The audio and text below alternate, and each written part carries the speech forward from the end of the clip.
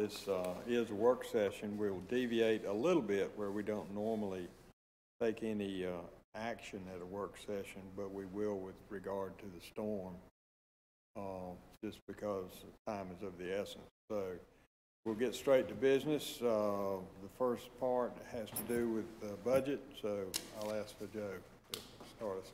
Thank you, Mayor and members of the board. Tonight you have your work session. Actually, this is a combination of two work sessions.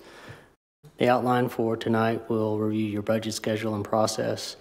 I'll give you some references that you can reference in your budget books as you discuss the items.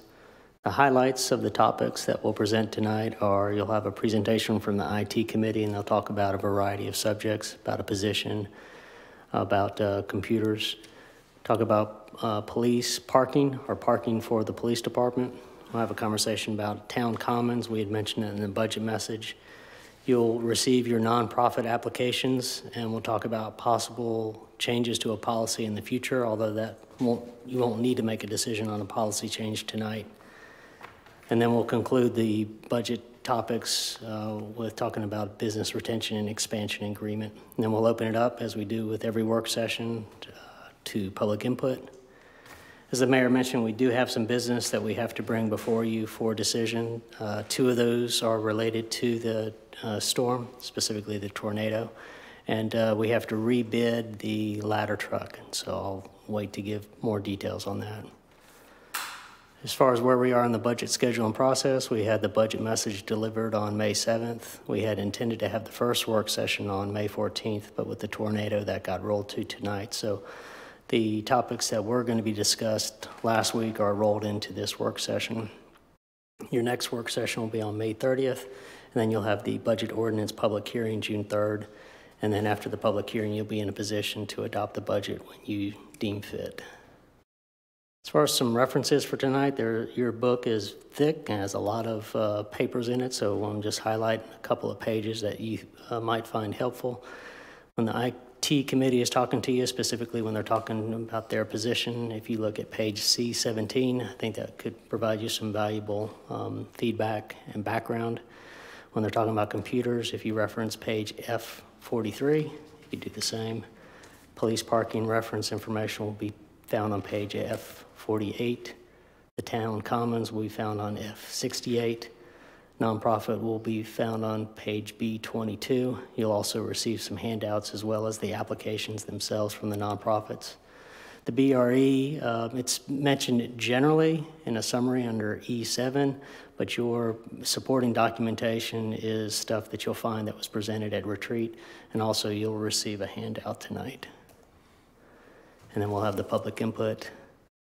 And then after that, I'd mentioned your budget schedule and process. After the June 3rd public ordinance, or the public hearing for the budget ordinance, you can adopt the budget ordinance that night. You've got a work session scheduled for June 12th, just as long as you adopt the budget no later than July 1st. And with that, we'll have the first presentation. I'll recognize the IT committee.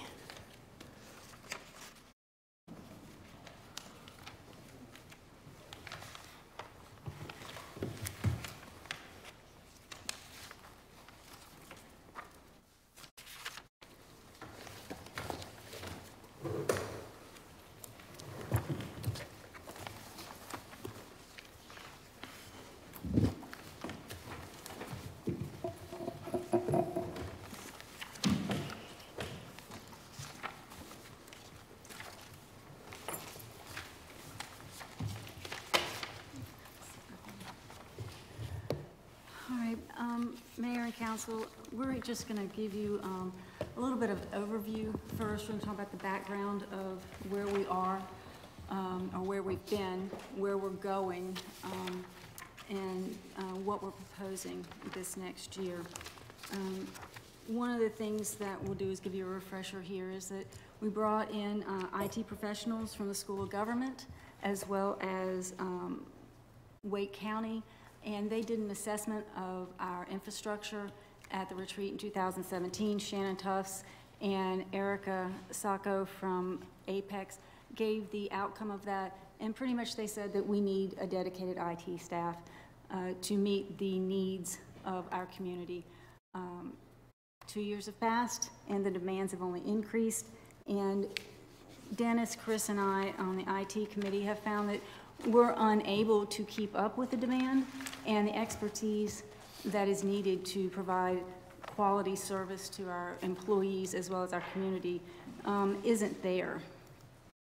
So fiscal year 2019, the IT committee and the board, we hired CII Technology Solutions to provide our technology services.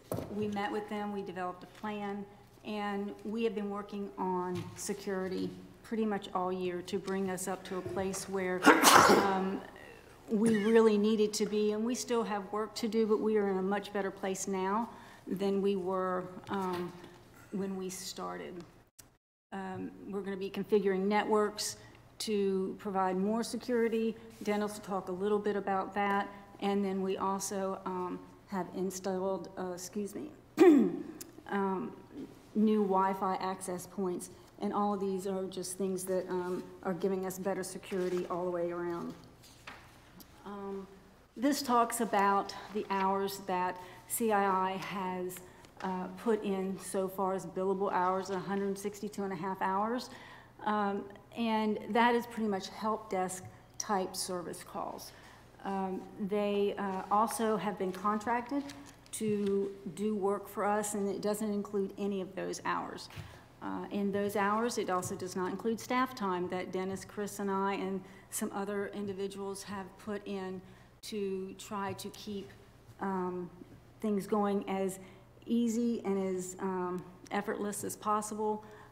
It has taken a lot of our time, and it is only increasing as we go forward. This is a little bit of an update on the projects that we've done this year, which includes phase 1 of the police radios, and we've also updated the equipment in the AV room. So those particular projects have also gotten us to a better place. What we're recommending in this next budget, the IT committee wants to recommend hiring a full-time IT technician. Their duties would include being the day-to-day work with help desk tickets, centralized computer purchases. They would also be the contact for CII.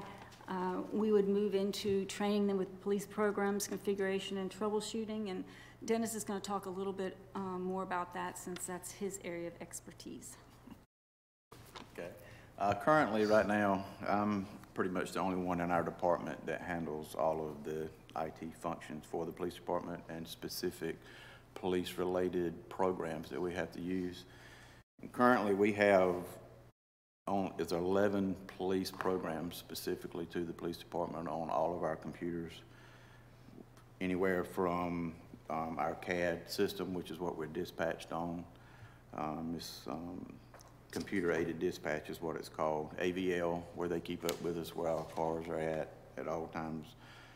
DCI, and things like that, and there's many more. Our reporting system.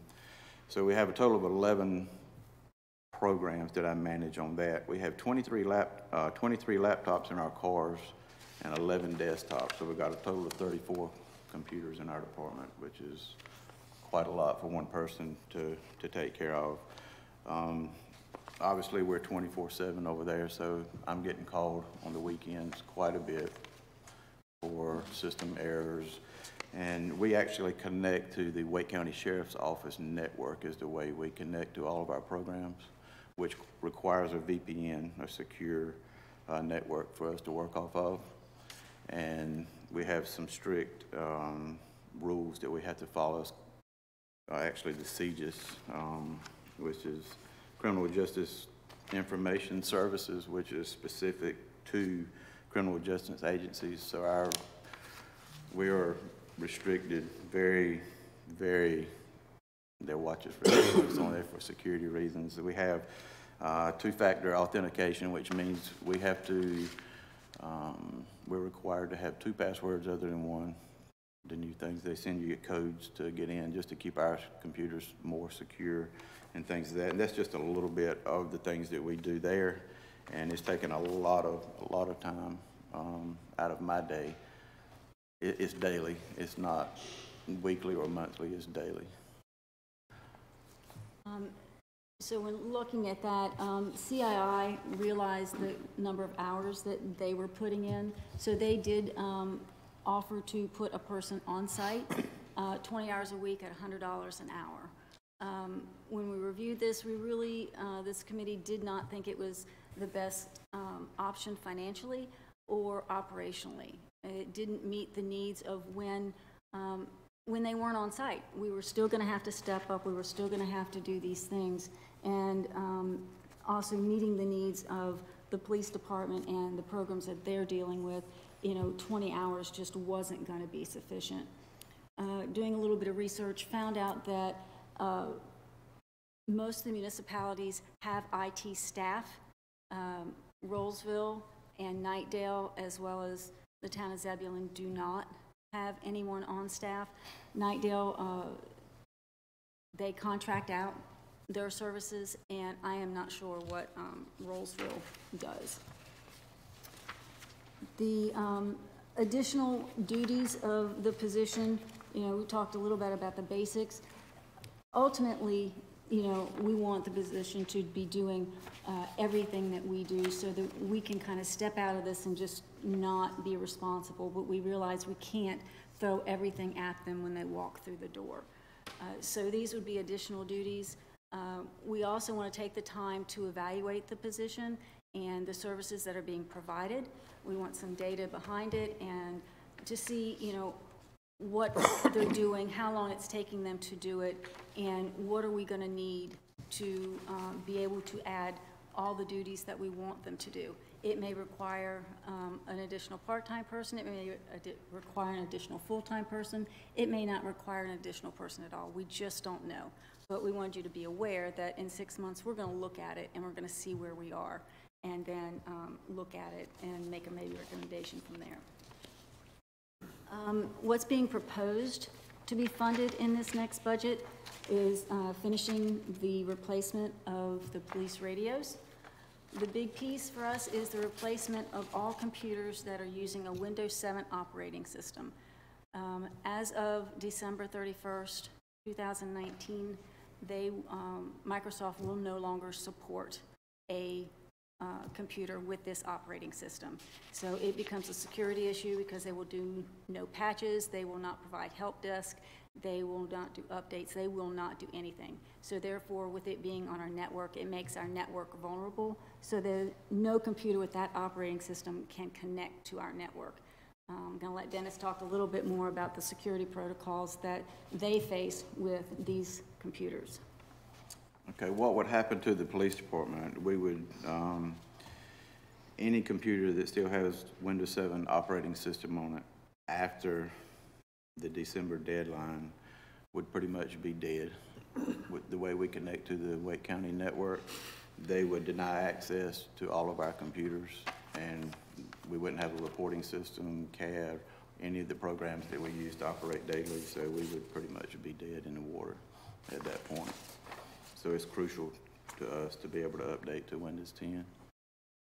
So what we want to do is, it's a very labor-intensive process to replace all of these computers. It's anywhere from 45 to 50 computers. Dennis has told you that they have 34 computers.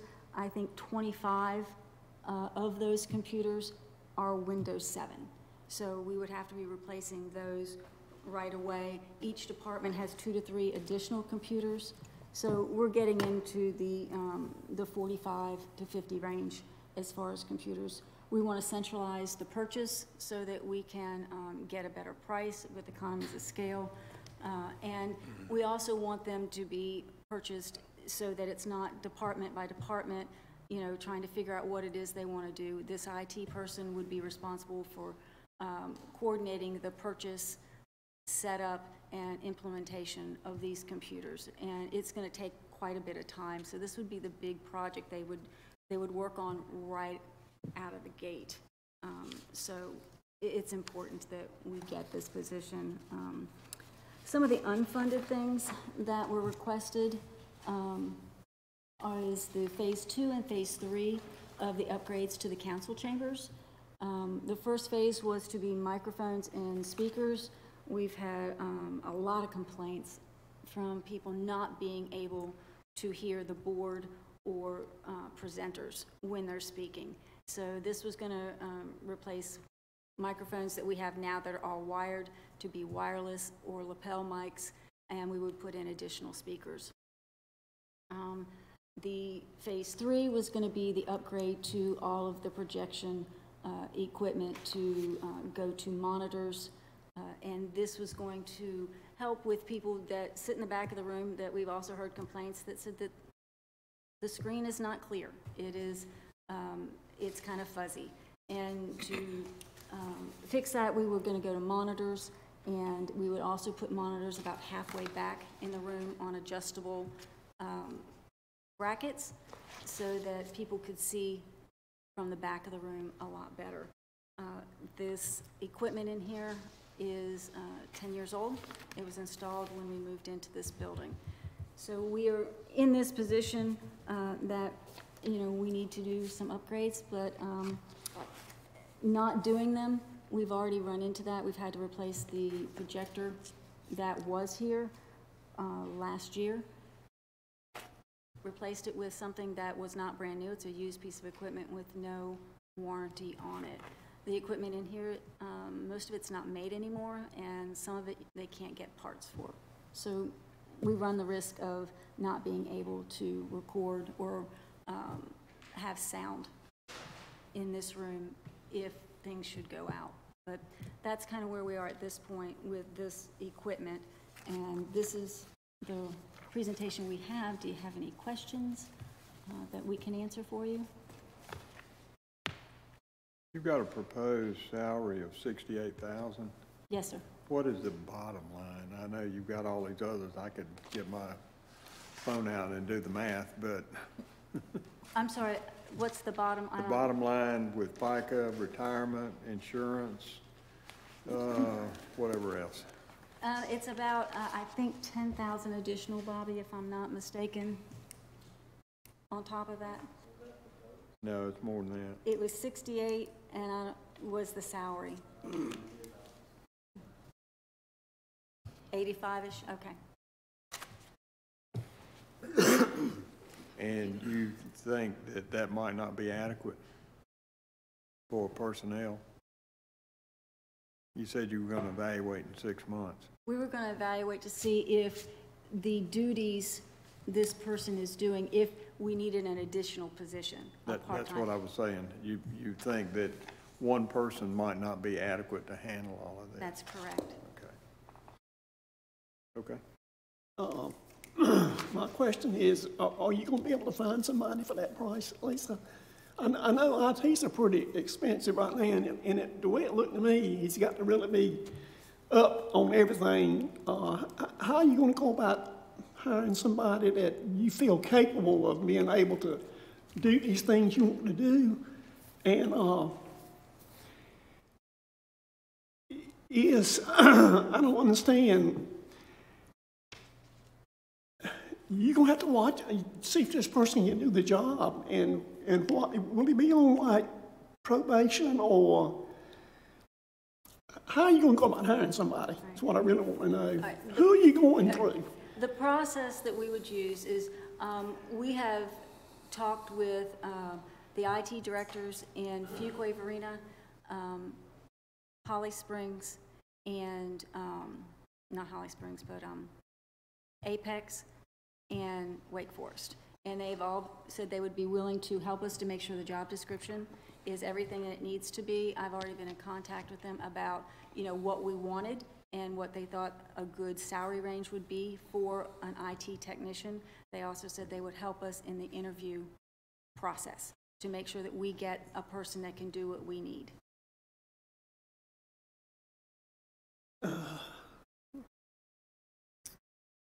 Who's going to interview him? The committee?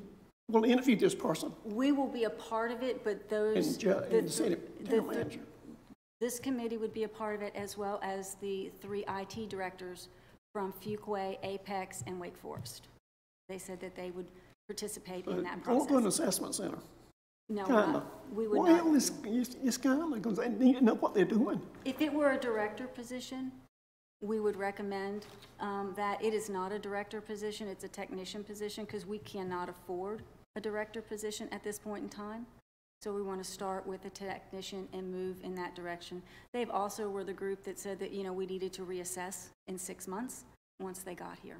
So they will help us with that as well. What did we spend in the last budget on, somebody coming and working on a contract on the, what did we spend, can you give me a ballpark figure? with that? 112,000, 112. not counting our time. Well, if you did the 2,000 a week, it'd be 104.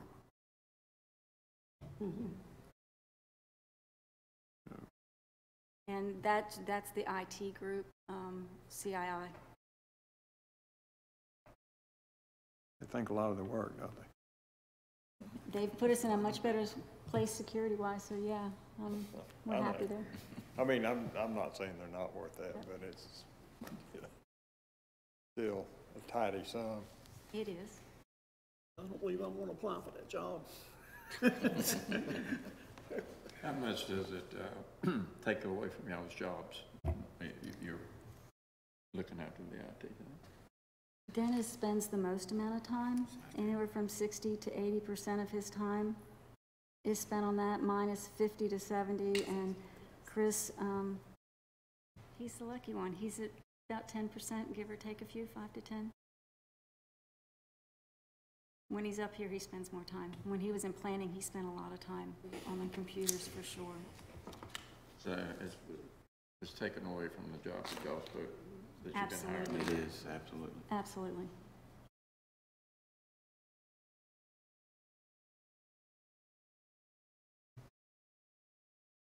So that person would work 8 hours? They'd work, it'd be a full-time position, Full-time yes, ma'am. position, okay. It'd be 40 hours a week.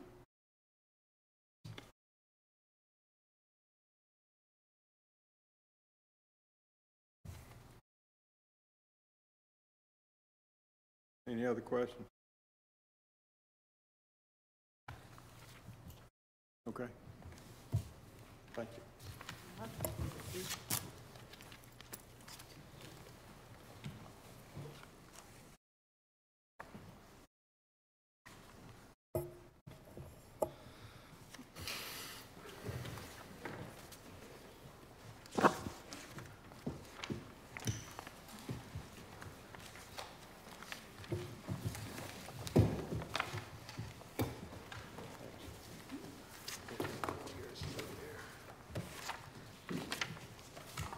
Our next topic up for presentation is the parking at the police department. I recognize Chief Hayworth.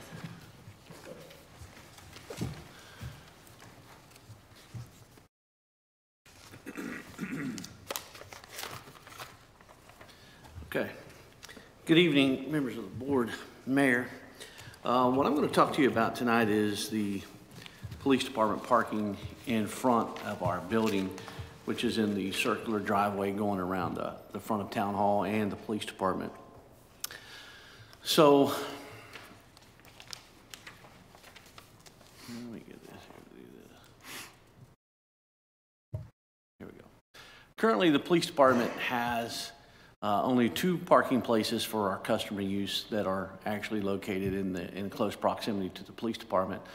One of those spaces is a handicap space, and the other one is for the general members of the public.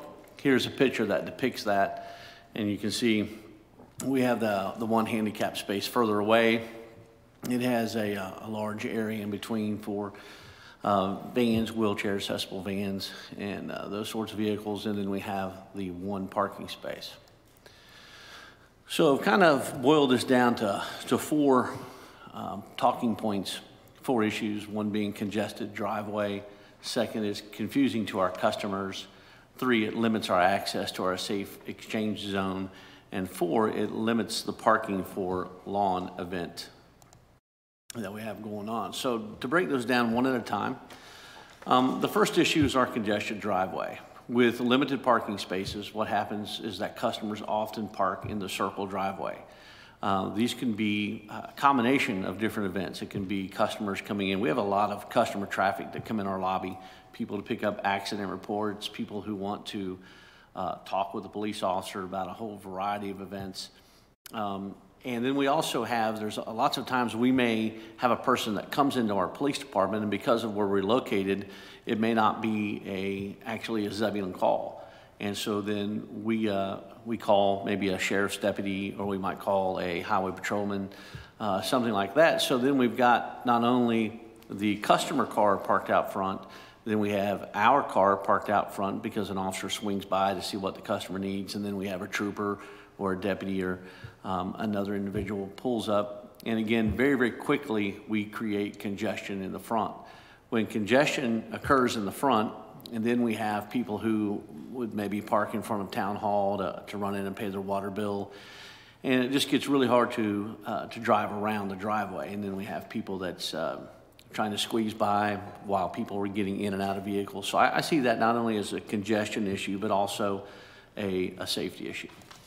Here's a picture that depicts that, and I know these pictures aren't, the best to view because of the tree canopy and the shadows, but they're real pictures. They're not doctored photos. And in this picture here, you'll notice we have a vehicle parked in the primary parking space for the police department, and then we have two vehicles that are parked on the curb, and then we have a third vehicle that's driving through the driveway.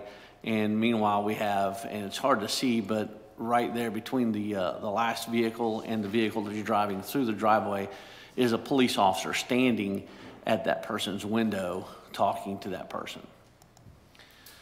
Just another photo here of our congested driveway, and this, again, is people who now have begun to park on the other side of our parking spaces going out the driveway.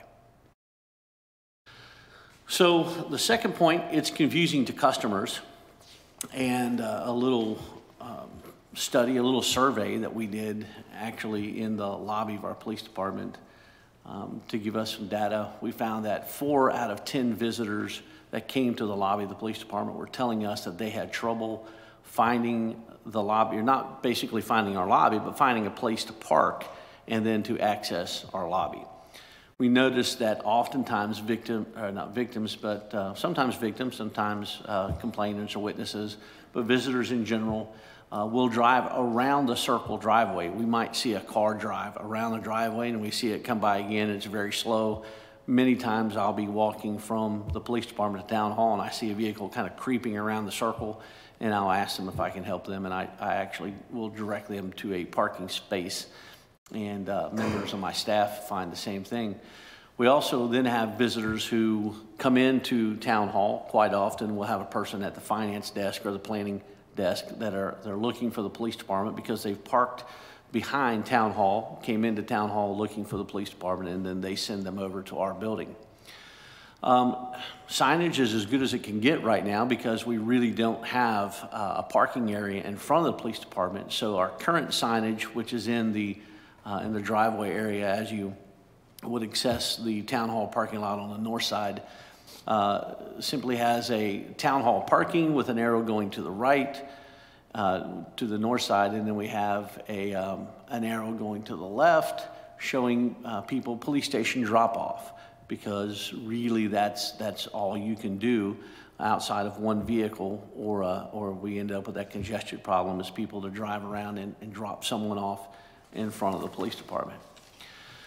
This is a photo, and we, in anticipation for this presentation, we've been watching for these Kodak moments, and these two individuals here had been guests in the police department in our lobby, and I hustled out of my office and caught this picture of them walking back to their parking space, and you see obviously how far they are away at this time.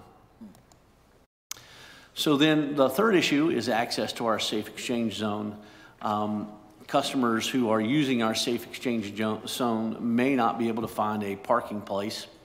And this program continues to grow in popularity. We began to push this program. We're pushing it on social media.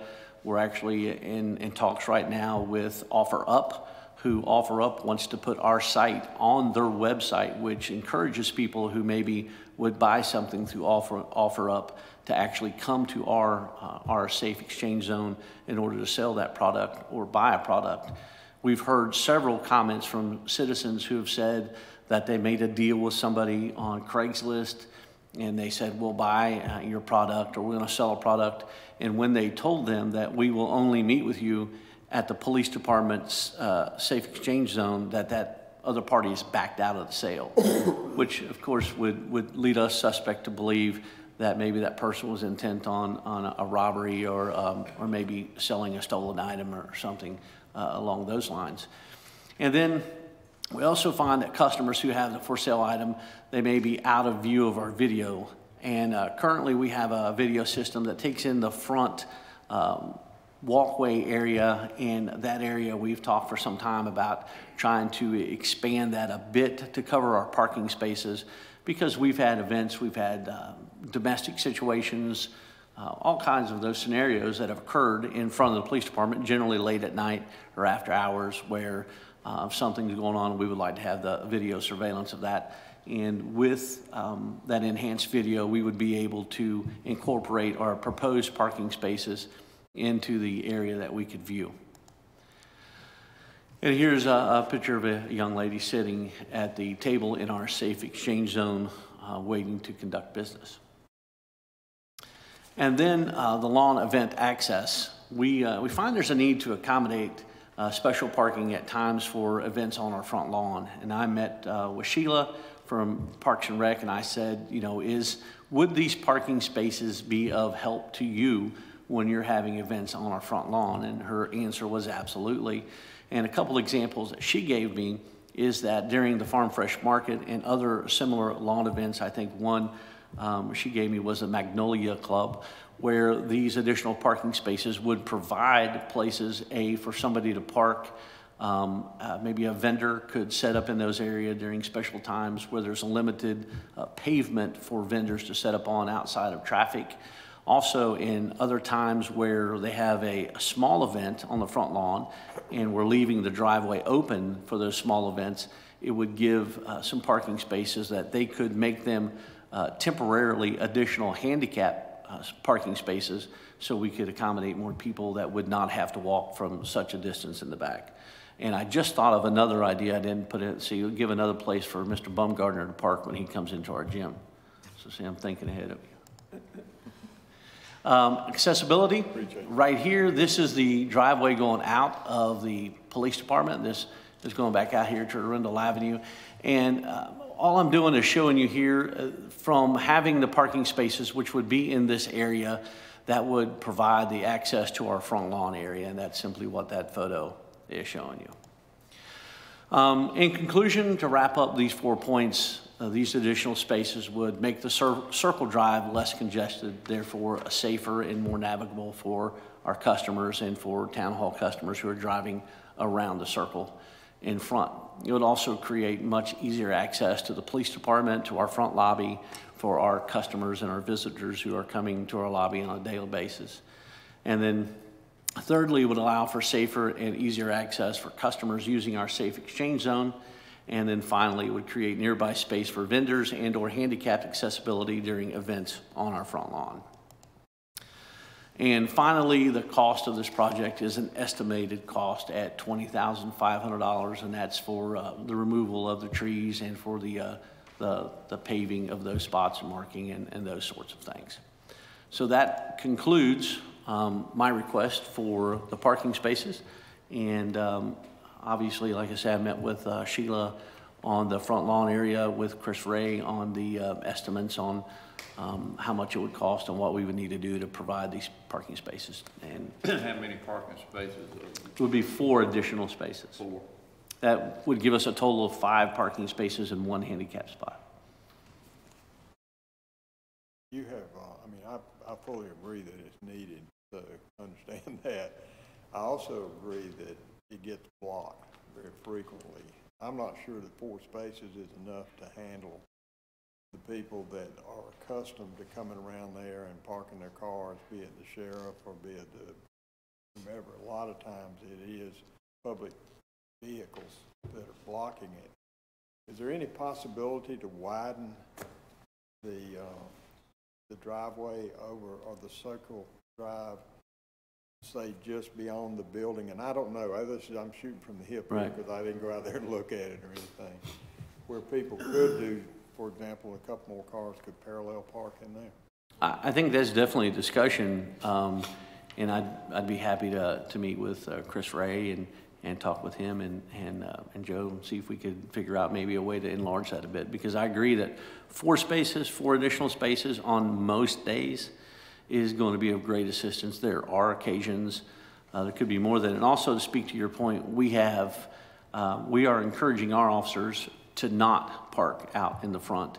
There are times, because of the situation, somebody pulls up and the situation needs an officer a little quicker to pull up in that driveway.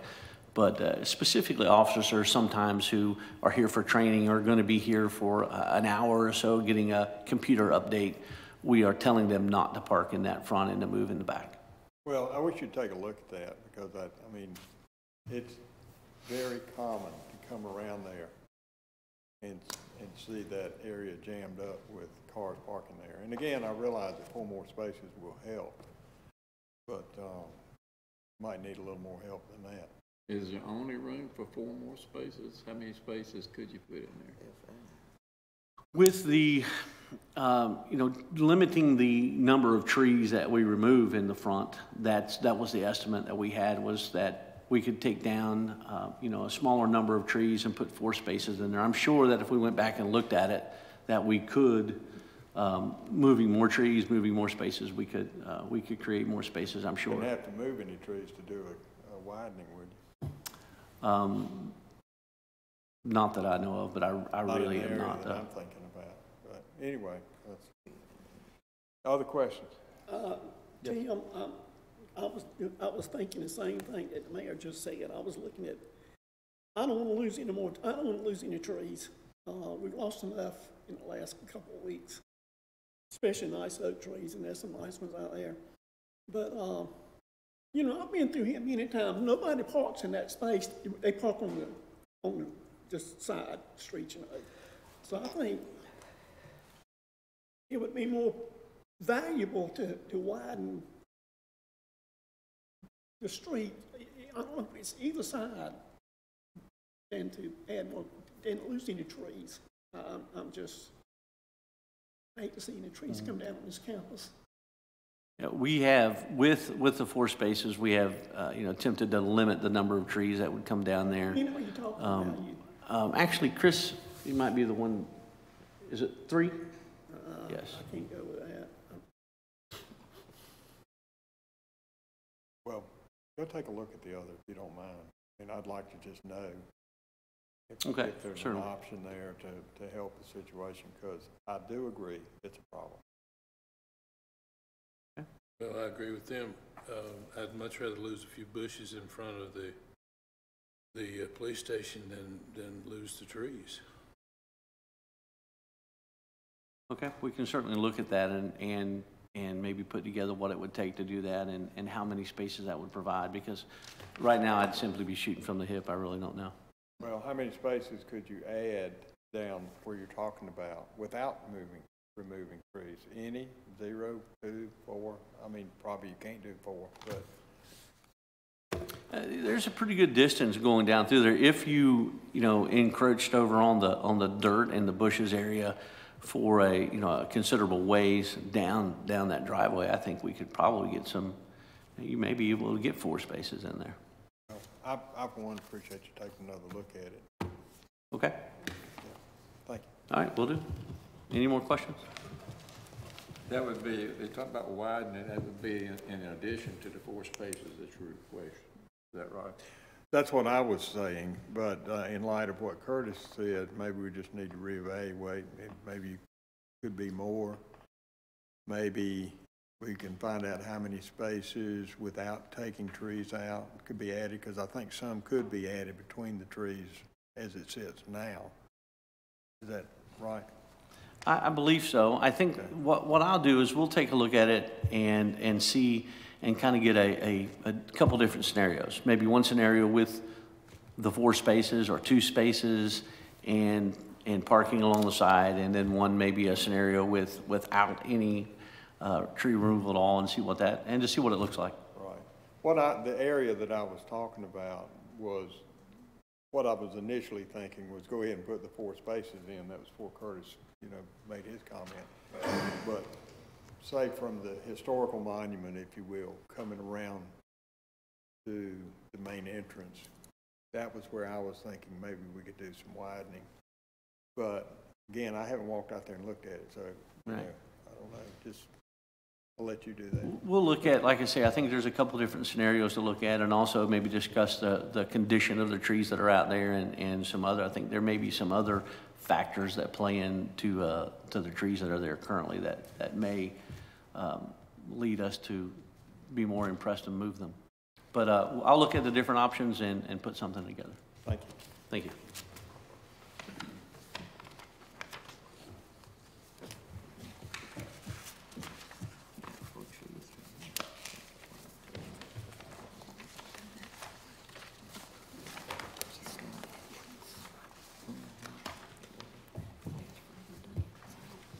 Okay, as we shared with you during the budget message, we are, at the end of the day, a railroad town, and that limits our public space to closing public right-of-way in order to have events.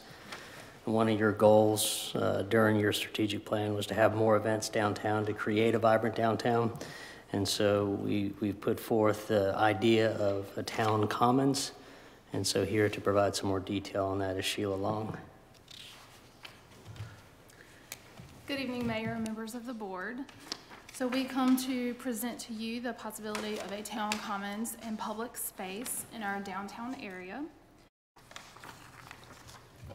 And we're going to do a brief overview of what we've done with our downtown region. And so Joe shared with us a description in our budget message about the railroad's role in the development of our town, and the role that as we've grown in transportation and as we no longer relied as much on the railroad, and 64 and 264 coming in, and the impact that has had on our town.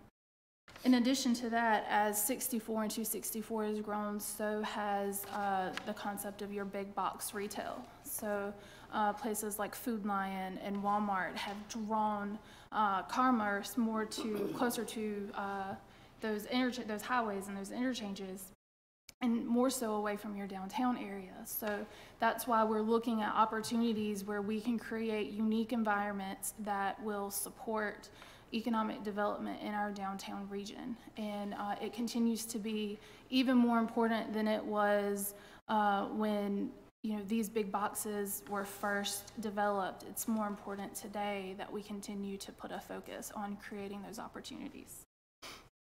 And this is not a concept that's new to our town and to the mayor and board here. So there was a downtown revitalization master plan in 1989. And in that master plan, a mini park was identified as an opportunity. And that location was further considered in a downtown mini park proposal in 1997, in which an application was submitted to the Parks and Recreation Trust Fund. And that will go into a little bit more detail further on in the presentation. We've also had streetscape and infrastructure improvements in our downtown region that has happened in 1998, 2009, and 2018. This doesn't include necessarily all sidewalk improvements and paving opportunities, but these were some of our larger streetscape opportunities where we may have had funding from things like Community Development Block Grant. We also had the Zebulon Community Center, which was renovated and opened in 2009. We've also implemented streetscape grant opportunities, and in 2018, the town worked together with the community, the board, staff, to develop and implement the Zebulun 2030 strategic plan. And we'll go further into detail on how this town commons applies to the strategic plan. We've also continued to implement holiday events. Some are long-standing events, such as the parade, the Christmas parade. We work with our partners, and we will continue to host such events. But a town commons would further support the opportunity for similar events, and we'll talk about that more. And we've also got the Zebulon Downtown Art Council, which continues to grow. And as they shared with us in a recent meeting, that they are looking to develop murals in our downtown region, and they're submitting grant applications to be able to fund such an opportunity. So the downtown mini park proposal of 1997, I pulled out some key elements that were noted that stood out, and you'll see that the proposal is the plot of land that currently is grass on Arundel. It has 3 trees in front of it, kind of blocking the open grassy area. It is beside the future Pizza Amore location. And this property was, at the time, the only property available that was identified. It also was recognized that there was no recreational area in downtown, which, aside from the community center, which is a little bit further down and away from the retail, that still stands, that there's no opportunity for recreation space in downtown. It was considered the hub, or a hub, of a downtown revitalization facelift, and it also was noted that it would complement downtown business. So with this in mind, how does this concept compare with our strategic plan? So one of our goals with our strategic plan, our focus points, is having a vibrant downtown. So this one is probably the most significant piece for us to consider when looking at the town commons and public space. And I've noted in red areas where we feel that public space would directly be addressed in having a vibrant downtown. So it would help us support a variety of special events and entertainment, and would provide a gathering place for community and a destination for visitors. And it would help vitalize downtown. And it would also support cultural attractions that would draw people downtown. And our next strategic plan focus point will be the small town life. And a town commons and public space would support developing more activities and locations to gather with families and neighbors. It would promote more community events and festivals, enhance and create more community gathering spaces, and increase the connectedness and walkability in the community.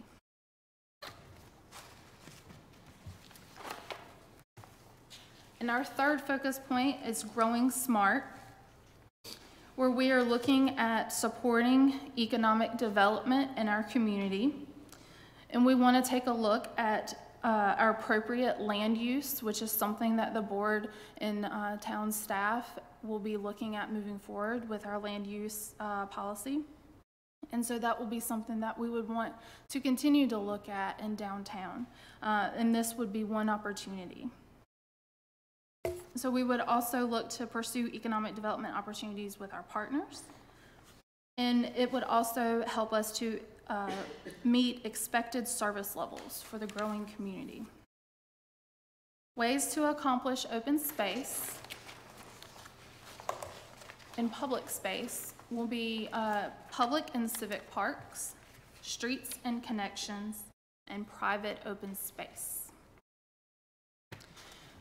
And here's some examples of what a mini park would look like. It is exactly what it sounds like. It's just a smaller area where people tend to gather.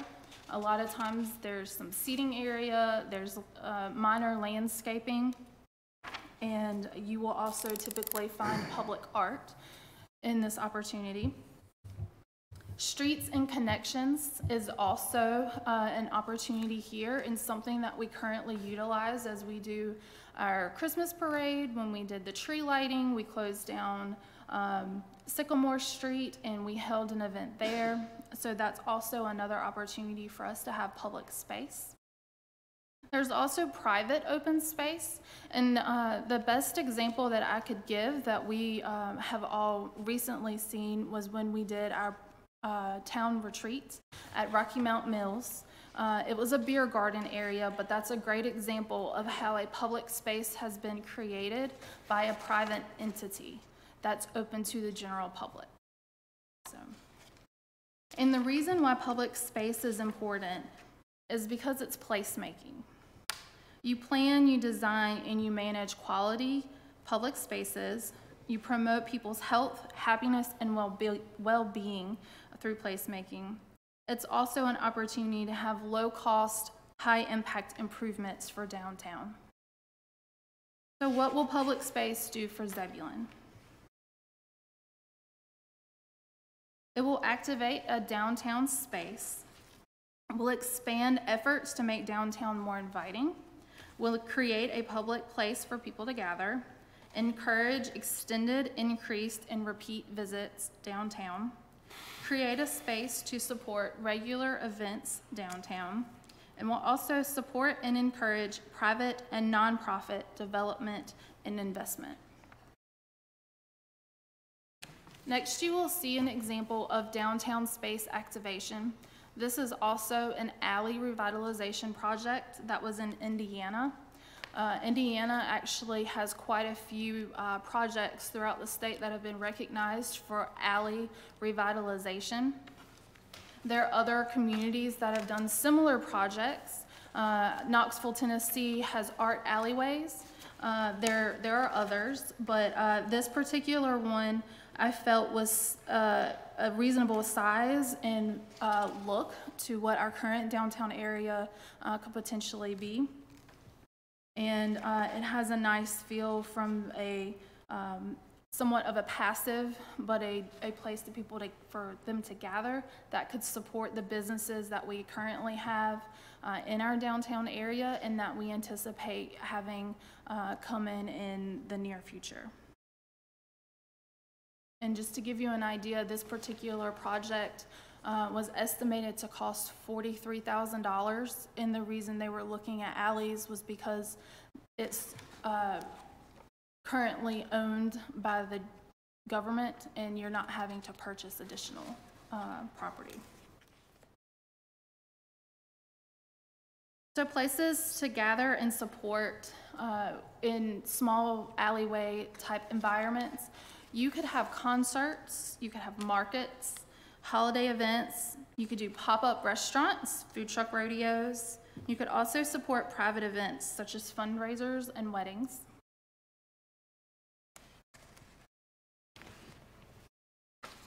And in supporting and encouraging investment, this is a quote that I think really highlights what placemaking is about.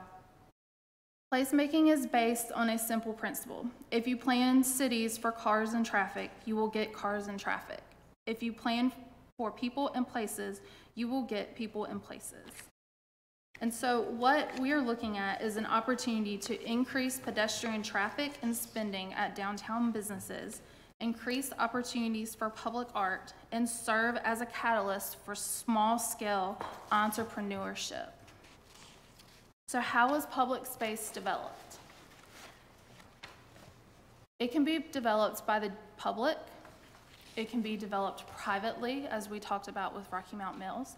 There's also opportunity for public-private partnership, where we would find opportunities to work with future development or current businesses that are downtown to create opportunities for public space that would benefit the greater community, but also benefit economic development and community development in our downtown area.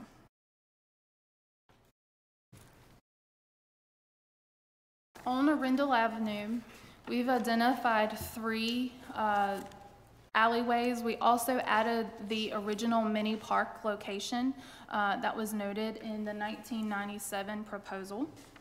And these are just options that we can consider. The 2 alleys are currently available to the town of Zebulon. There is one alley where there is open space beside it, where a building was torn down a couple of years ago, and so there's opportunity to have a larger space to work with. And then there's the original mini park location. The first phase of this project is to identify and secure property and to install basic utilities. And we anticipate the cost of this project for the next fiscal year to be $25,000. We're happy to answer any questions you may have. I'll just say that the art alleyway in Knoxville is one cool place. It really is. And I'm actually going there this weekend, so I'm going to go back down there. That's how much I enjoyed it. But I've always felt that the old theater property was something we could really work with. And I know where you're talking about is where the old barber shop was on the other one, and perhaps, you know, as well. But I could vision art on both of those walls going in where the old theater is. So, you know, I would really personally like to see us acquire that property and do something with it. I realize that there's some ownership roadblocks there, but maybe we can work. I believe that there's always the both opportunity, Yeah. and something that I think as we're looking to secure a site is we take a look at those development opportunities, Right. and that may be a chance for private or a public-private partnership. Absolutely. And so it could be we decide to do one versus the other, or we decide to do both, but with a scattered timeline. So those are things that we can continue to look at. Yeah. But I agree, I think public art is important and it draws people. And just for the example you gave about Knoxville is known for its public art, and it draws people from all over. It's a tourism in itself for Knoxville. And I think that that's something that we have the potential to grow into. And I think that the example I gave of the alley revitalization, they have murals on both sides of that project. Actually, in that alleyway, I think anybody can go in there and paint whatever they want to. And then eventually they'll go in and sort of wipe the slate clean. And then folks go back in and exercise their art skills or lack thereof, whatever the case may be. But it's really a neat concept. So I won't dwell on that. I'm basically saying amen. So. Well, to me, the ideal area for a park downtown is where we have parking spaces there. Our parking lot. With the building at the back there, to me, it would be a good place for a stage and murals and all that kind of stuff, but it would take away the parking lot that we built several years ago. So, but there's not, for a whole lot of folks together, there's not a whole lot of space down there other than that. Need to remember, though, that park was pretty much, parking was pretty much public-private cooperative because the merchants put money in it, so they feel invested in it as well. I agree, Dale, it's a bigger spot and all that, but, you know, that theater thing runs pretty deep, and then you have that parking on the back, so maybe a good compromise. What would be good there to build a Wake Ark again and have a community. But, you know, you could put, We used to have those streets. seat structures in there with a stage at the back, and you could seat right many people. Think about how many were in that thing, but it's something to study. I'm all about studying it, you know. That's a good area with talking with that and the other, and even the old barbershop, you could put some stuff in there. I agree with that. But, yeah. Okay. Other questions? Sheila, Yes, I'm sir. all in. I'm all in. Great to hear. I like it. It is good. Good to hear. Okay. Anything else? Thank you, Sheila.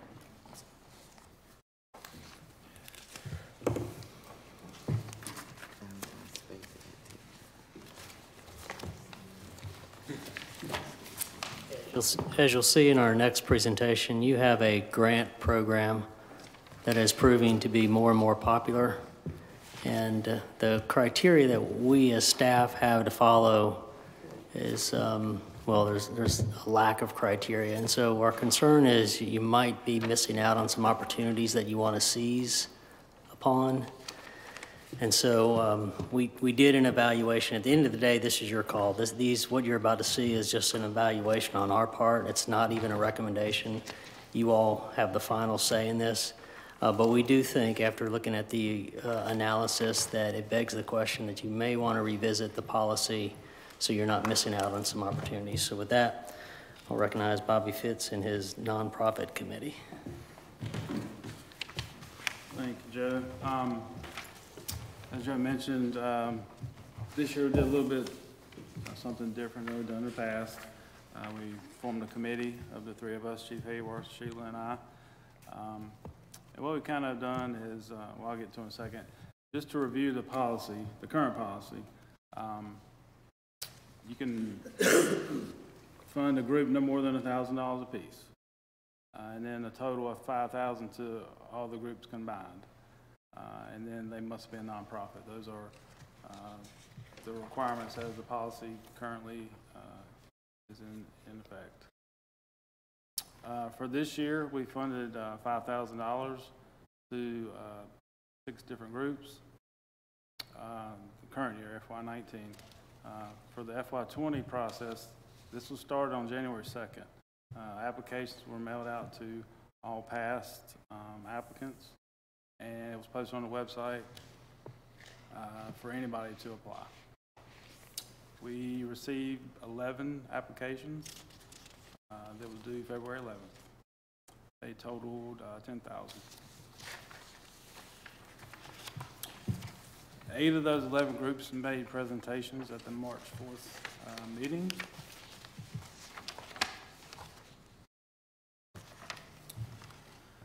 We provided a scoring matrix this year and asked 4 questions, basically, if they met those criteria. Is this typically a local government function? Does it support or supplement a town service? Does it support a community need? Or does it supplement a focus area?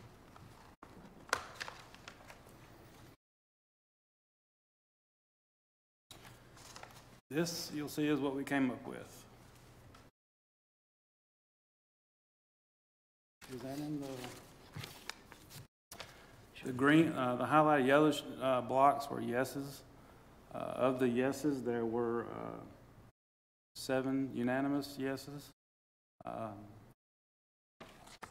17 total.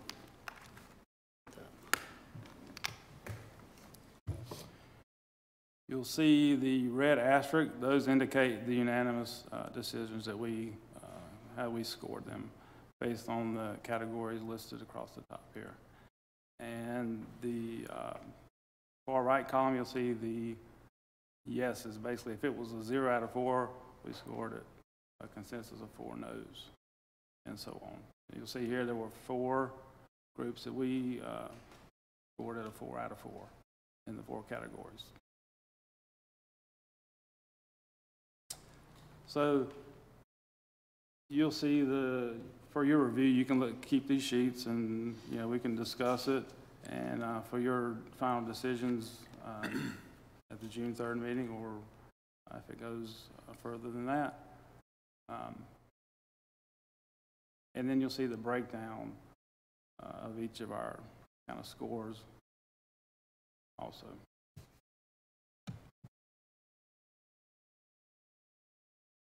Anybody have any questions on this matrix here yet at first glance?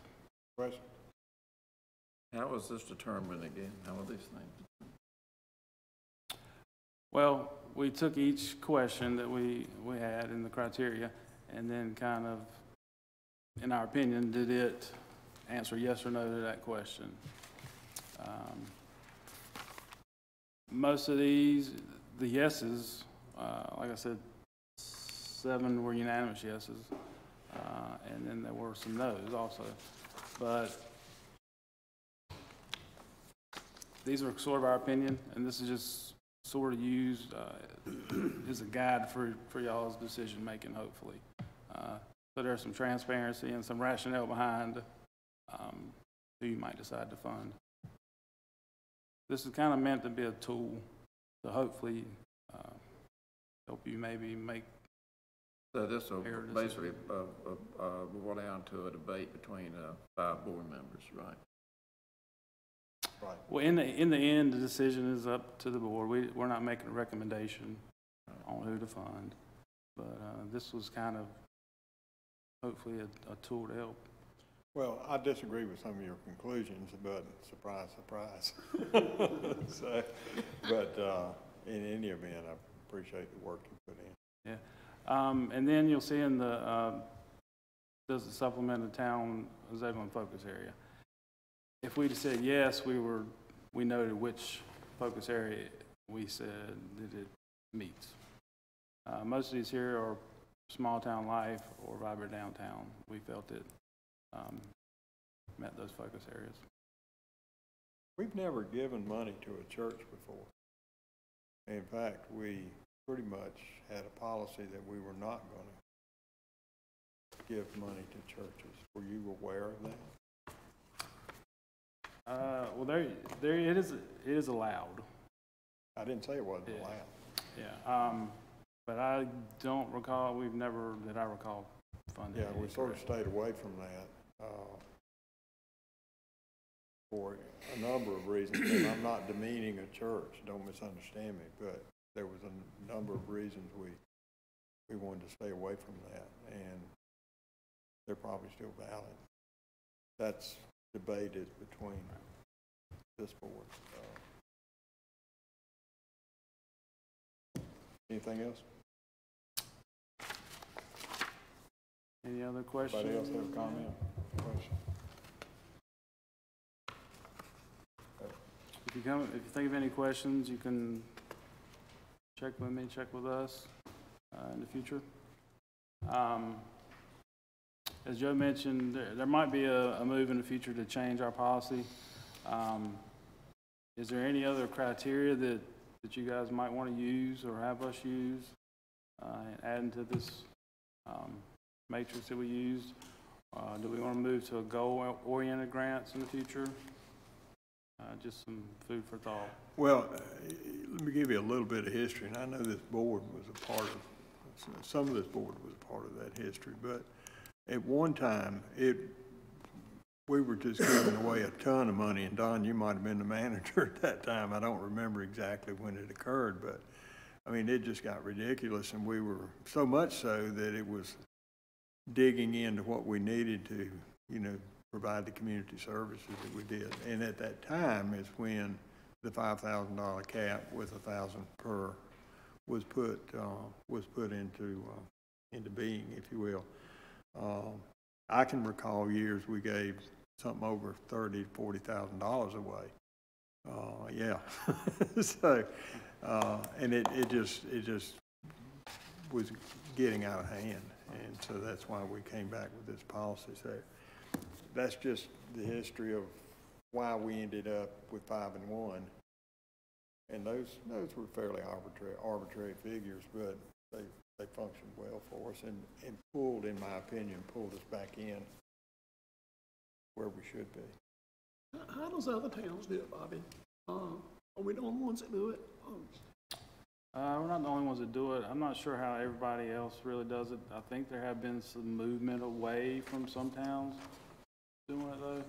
I haven't really surveyed any, but I've heard of some people that are kind of getting away from it totally. That got discussed, by the way, at the Wake County Mayor's son, and didn't really go in depth, but Bobby's right. Every town does it a little differently, but a lot of them are moving the way we are. They're putting a cap or a limit on it. Others, I mean, these towns have a lot more money than we have. They're 35,000 plus citizens, and yeah, but I just don't want I don't think we should be funding anything that Wake County should be funding. I think Just like the East Wake Education Foundation, to me, Wake County should be funding that, not us. They do fund. They do give Not money. enough, evidently. They give, well, right, they give 50,000, but there's a lot. That's nothing. There's a lot, I don't understand that. But look what they're doing with the public schools. There's a lot of private funding. And then also I can't speak for what's going to happen this year, but the Eastern Wake towns have also contributed to them. So, anyway, that's. Well, I think to have this criteria, there's different criteria here. It's a good idea as far as, you know, do they really justify us, you know, giving them money?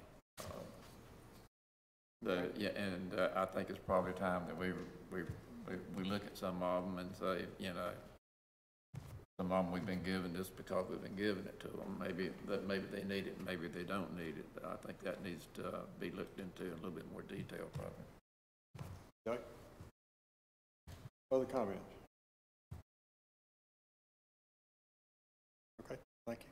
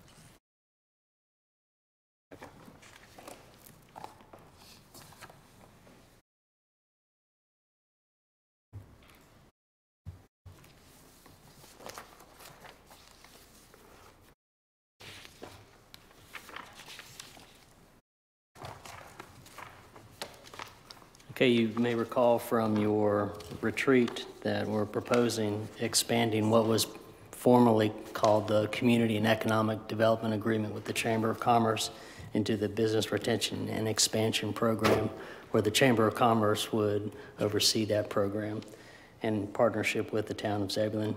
There's only 4 slides tonight, and so we'll just rely upon the handouts that you've got. And with that, I'll recognize the CEO of the town of Zebulon and Chamber of Commerce, Denise Now. Good evening. Is that close enough? Yeah.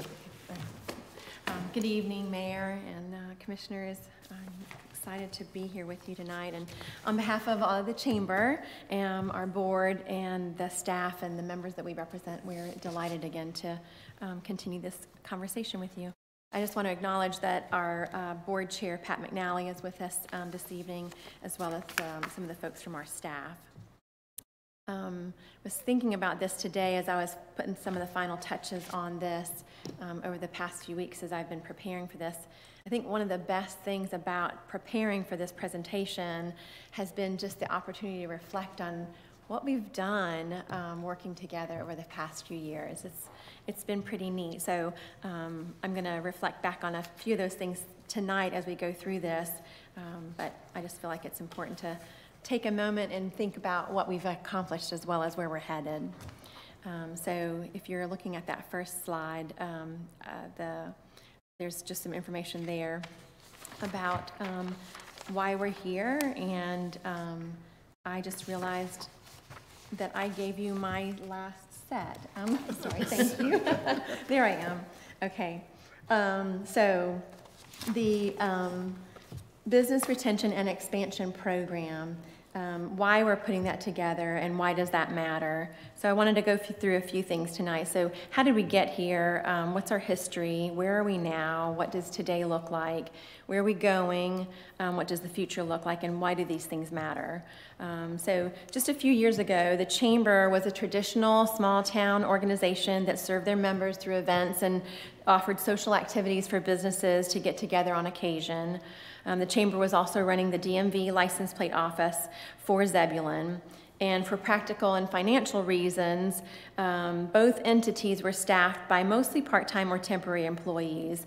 The chamber also relied on some volunteer help, which worked well for us at the time. A few years ago, Mayor Matheny and then then Chamber Board President Mike Elmquist with U.S. Foods began having some conversations about Zebulon's future. And as a resident of Wake Forest, Mike Elmquist had seen all that was going on in Wake Forest and how they were progressing.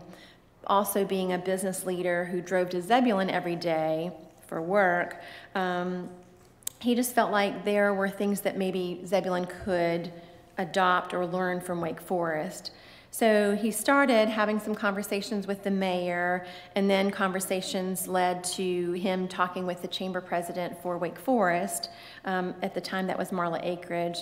And then also some conversations with Mayor Vivian Jones, just to understand their model for economic development and why it worked for them. So Mayor Matheny has a long-time relationship with Mayor Jones. So as he and Mike began discussing a vision for Zebulon, they kind of came to an agreement that it would make perfect sense for the town of Zebulon and the town for the town of Zebulon and the Zebulon Chamber of Commerce to utilize Wake Forest's model for economic development. I think from my conversations when I first came here, Mayor, both you and Mike shared that a couple of the key reasons you felt like that was a good model was that there were things that an outside entity could do that perhaps the town couldn't do. And then for a town our size at the time, it was a good decision economically and financially to invest in an organization like the Chamber to do the work of economic development as opposed to hiring a brand new full-time person that the town would then task with doing economic development. And also because the Chamber's in the business of helping businesses, so it would make sense. And again, that was why at the time it worked so well with Wake Forest. So around that same time, the Chamber pulled together a focus group of local businesses, government, and community leaders to discuss growth for Zebulon.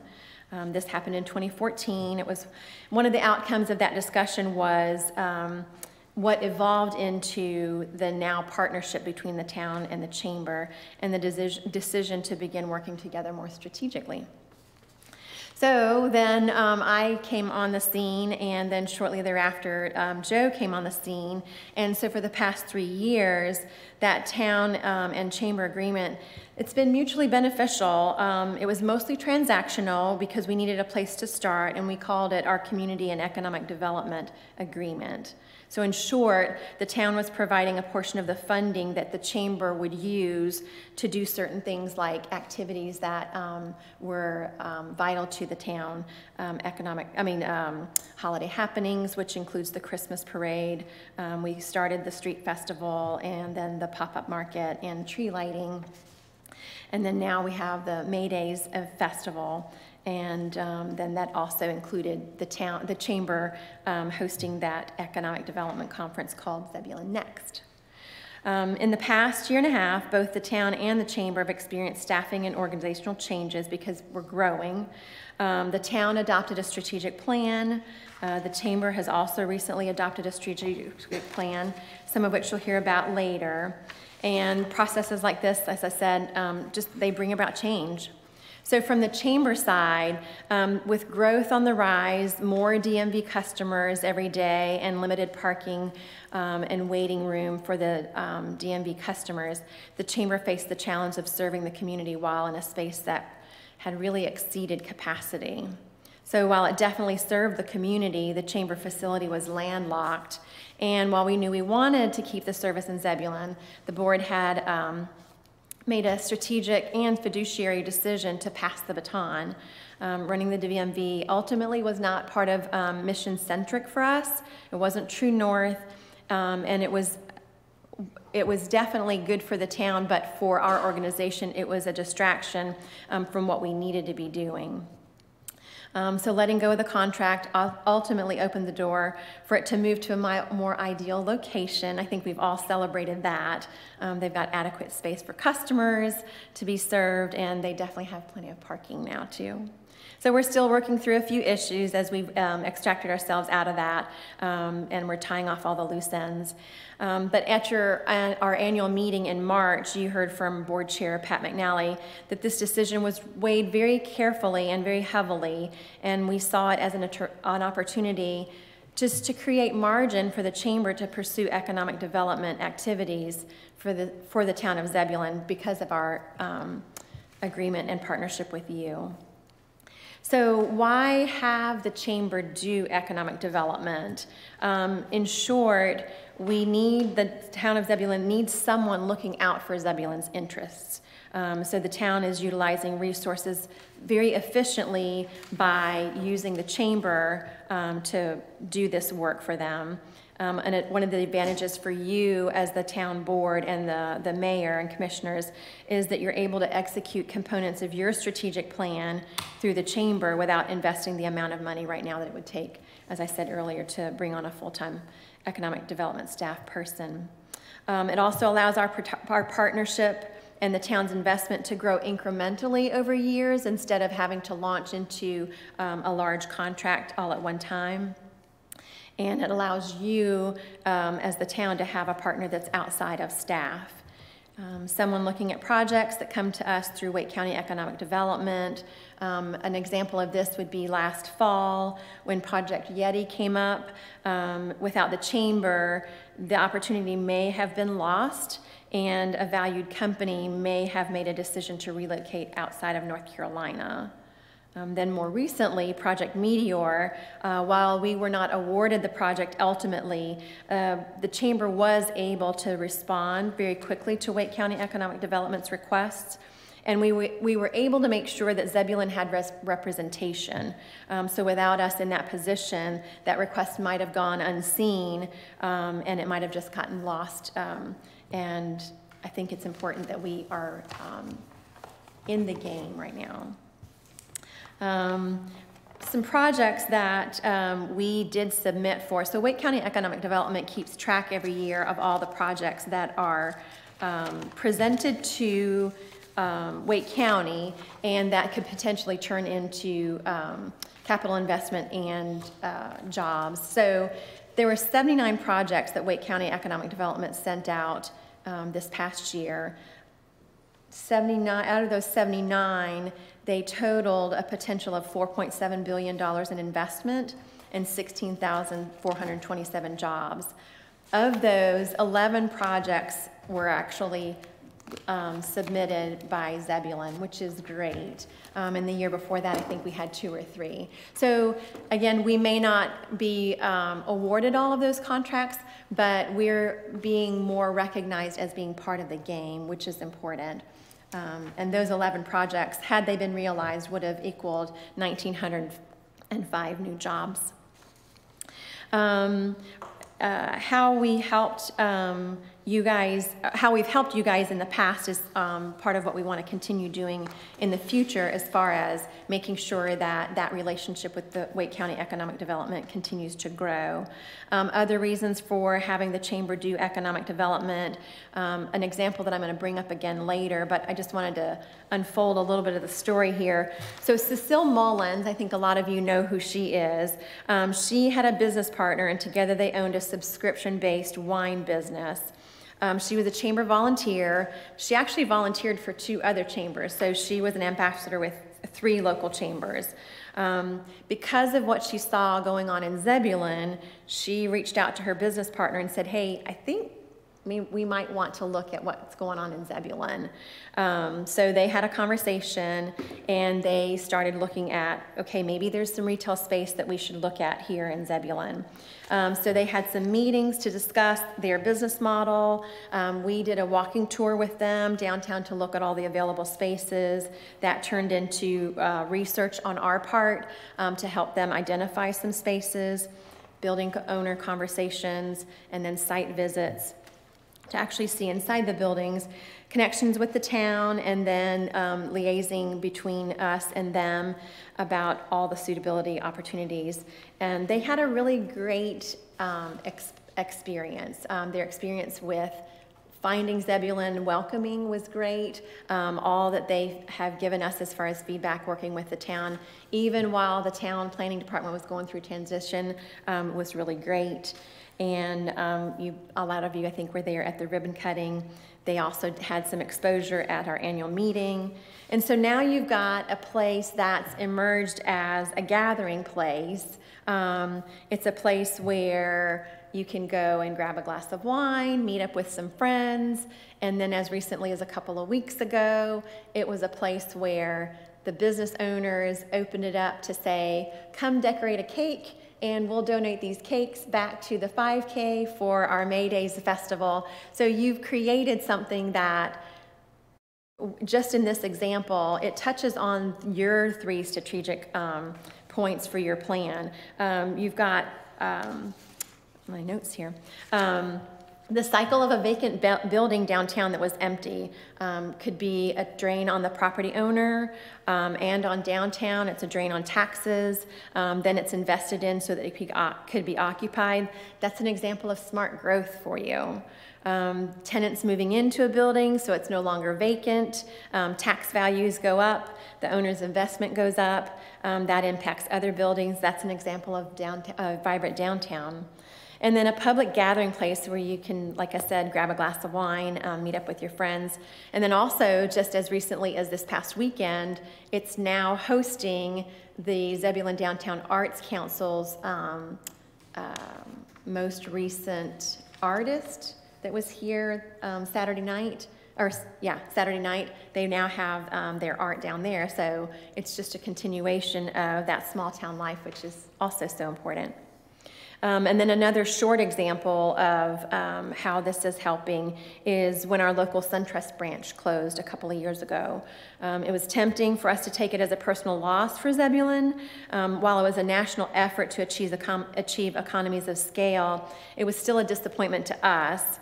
But because of us working together and laying the groundwork for getting our name out there and telling our story, somehow a dentist found his way to Zebulon, fell in love with the building, fell in love with the community, and what could have remained as another empty building falling into decay now has people coming downtown, and traffic downtown is another example of your vibrant downtown, and then seeing this building reused is another example of your smart growth.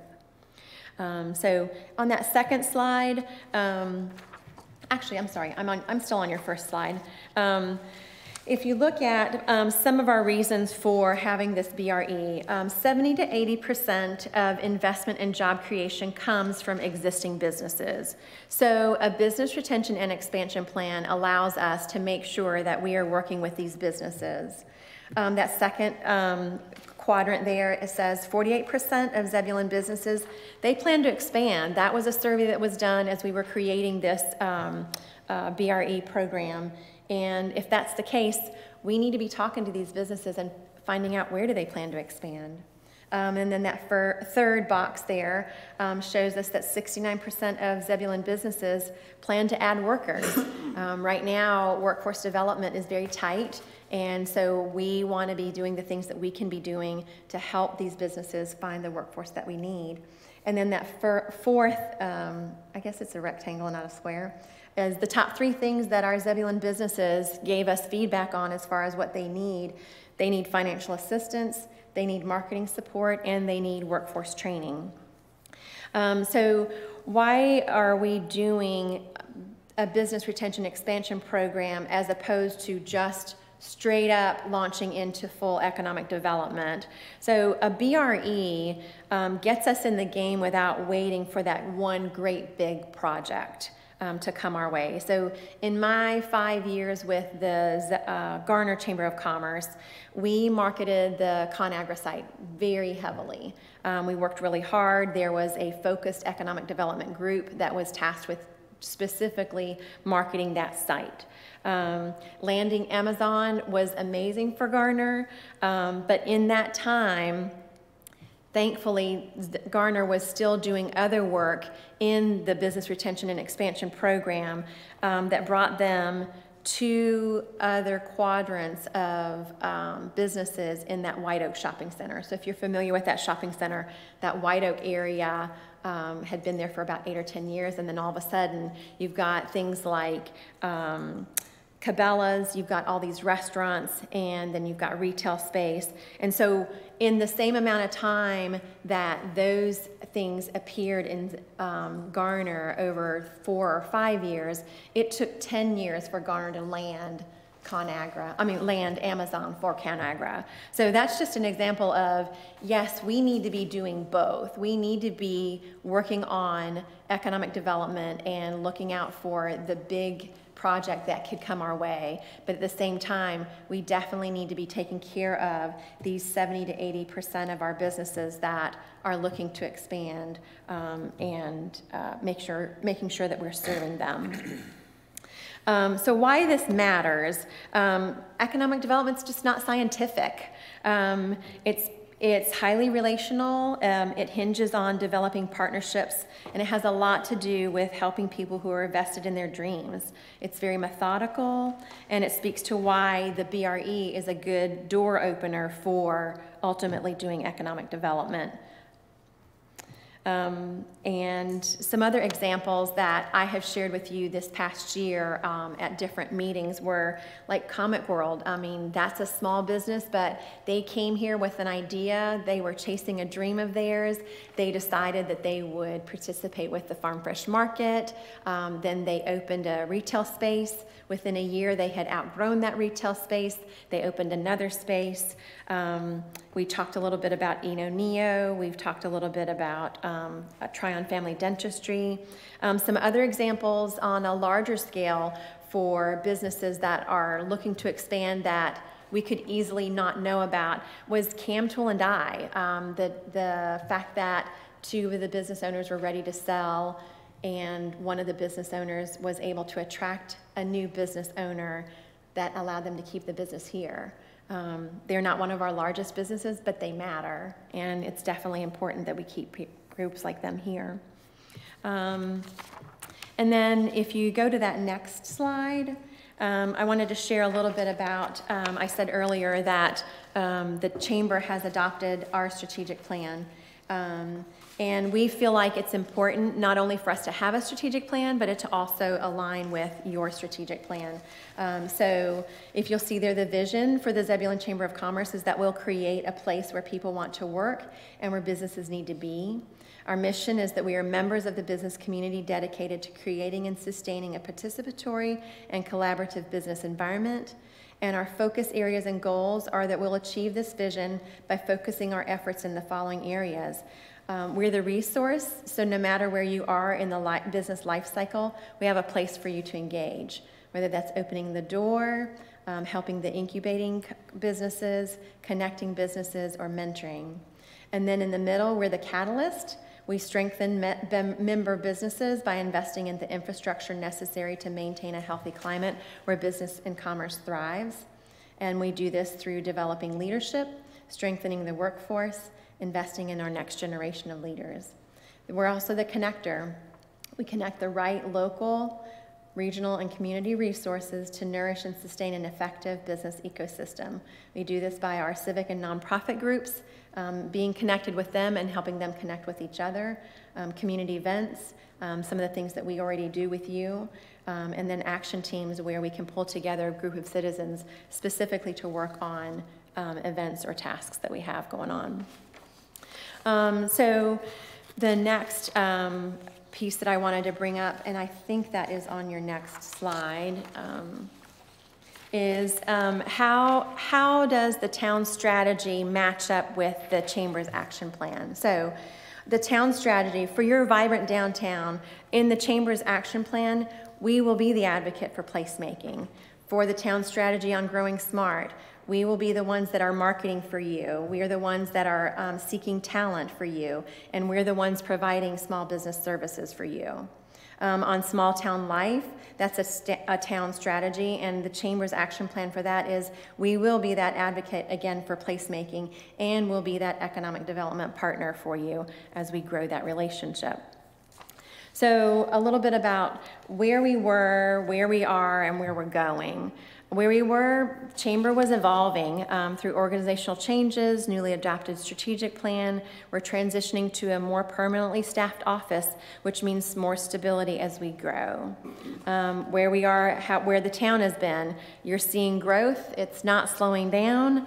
You have a strategic plan as a roadmap, and you're ramping up in staffing in several of your departments. Also, the town and chamber partnership, where has that been?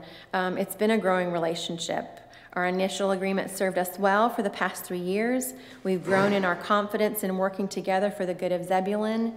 We've grown in how we partner for community events like holiday happenings and Christmas parade, tree lighting, May Days. And like other towns that transition with growth, we're seeing a shift in how planning and logistics for these community events are better handled by the appropriate town departments.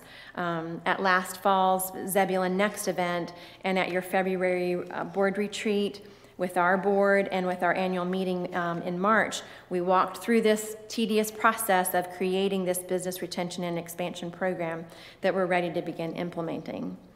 And so that's a little bit about where we were, that's where we are, and where are we going. So 3 examples of programming that we'll begin working on this year. Those next 3 sheets, I believe you have. The first one should be the CEO Roundtable. These are examples of things that we can do as we begin implementing the business retention and expansion program, but they're also examples of things that we can do incrementally. We won't do it all at once, as everything that we've done in our past relationship, we'll just continue to grow it. So a CEO Roundtable, this is an opportunity for us to bring CEOs of key community businesses together for a discussion. Why this matters? We want to be courting our businesses while they're here before they get courted away by someone else. And there's a saying in the industry that if you wonder whether or not your businesses are being courted by other states, just ask them. I think we were all surprised with Project Yeti that they were being courted away by another state. I don't think any of us had were privy to the knowledge about that. So it was great that we found out about it and that we had an opportunity to work with them. Another reason that this matters is because these business leaders need to know each other. A good example of that, again, has been Cam, Tool, and Die. They've needed to know each other because as new business leaders have come, or business owners have come in, it's been important for them to continue growing those relationships with groups like NMACO and Vinventions because so much of what they do revolves around that. And then how this happens, we create a list of who should attend. These are just some examples of businesses that could be a part of something like this. Our partners, obviously, you can see some of those groups there. Wake County Economic Development, Capital Area Workforce Development, Wake Technical Community College, the EDPNC, which is the Economic Development Partnership for North Carolina, and then right here locally, our Eastern Regional Center. How much does it cost? Putting together a program like this might be between $4,000 and $5,000. And what are ways that we can measure success? It gives us industry stability, so we have fewer surprises. It opens the door, and it's easier to ask questions when you have a relationship with folks. It's easier to ask questions about how business is going when you had them at a table for a discussion. It also deepens our roots. We are more connected to them, which allows them to be more connected with community. And I think a good example of that is what's going on right now with GSK. And the last couple of years, they've done so much more. They've allowed us use of this property. They're looking at ways to make that property available to the town permanently. And they're also involved with things like the 5K and some of our other events. A second example of things that we can begin working on is the business visitation and surveying. I'm sorry. Yes, is that your second one? I apologize. Yep. Yes.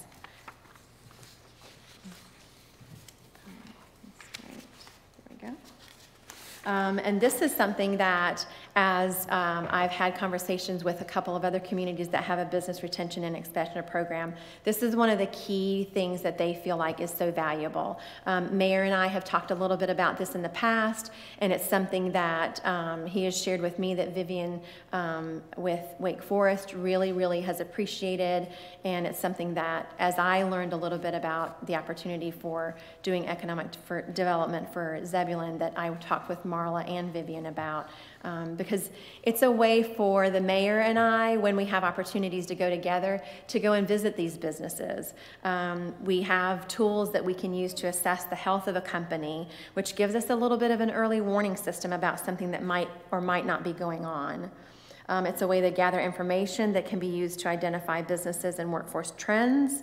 Why this matters: it addresses the town's goal of growing smart. It creates healthy relationships. It shows the company that the community is a partner and appreciates their contribution to the economy. Gives us reasons to tell the story for these businesses. How it happens: it's a business survey system. It's a business visitation program.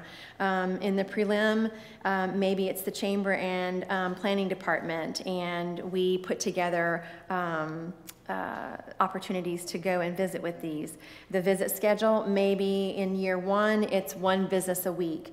Maybe in year 2, it's 2 businesses a week. Partners, again, would be definitely the town. This is a great opportunity for the mayor and I to grow those relationships. How much does it cost? This really boils down to a lot of staff time. Again, it's not something that we do overnight. It's not something that we do all of it in the first year, but this is just a benchmark for us. And how do we measure success on a program like this? It helps us rate the business climate for Zebulon. Does Zebulon exceed, meet, or fall short of expectations for local business? And do businesses recommend Zebulon as a positive location for new businesses? I think what's nice here is when a business has a good experience with either coming to Zebulon or expanding in Zebulon or doing the things that they need to continue to be sustainable, those are the businesses that can speak out when someone who may have had malintent or may have had a bad experience want to speak out about how things don't go well. So when you've built these relationships and you've got good advocates, then they can speak to some of those folks that may have different experiences. And some metrics or examples of metrics would be number of businesses expanded, number of businesses that we've been able to assist and how did we assist them, amount of financing that we've been able to provide or access through partners. I don't have totals yet because they're still in the process of creating these programs, but both NOMACO and CAM Tool and Die have made use of partnerships that we've created for them to link up with Capital Area Workforce Development and Wake County Economic Development. So those are other things that speak well of the relationship with Zebulon for getting them access to the things that they need. Ratings of the business climate in the community, and it allows us to know a little bit more about the percentage of our jobs that are local here that might be at risk, and which ones that we were able to retain.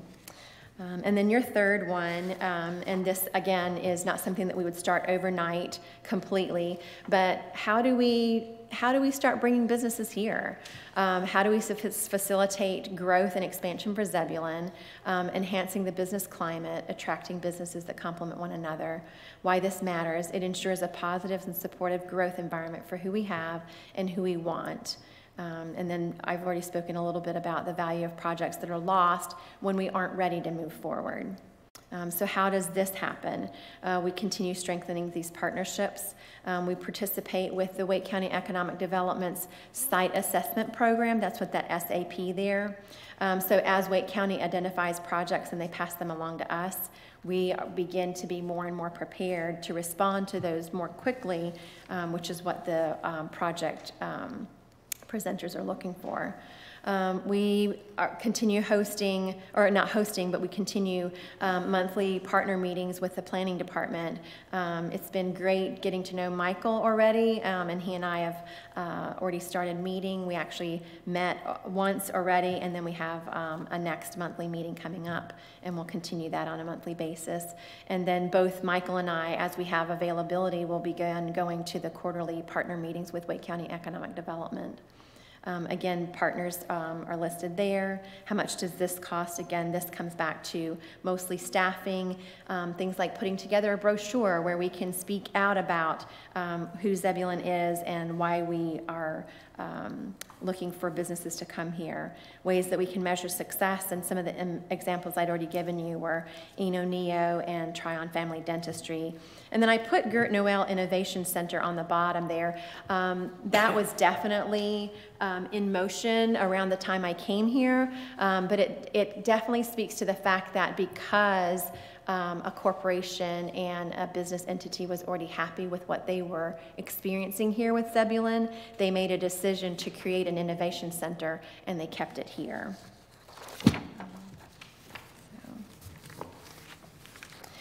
So as we kind of wrap up, again, we won't do all of this in a year. For this year's budget, if you look at E1 of your notebooks there, the town manager has budgeted $35,000 for us to continue this relationship with you. That's on E1, if you wanted that to find that in your notebook, and it's on your fold-out piece.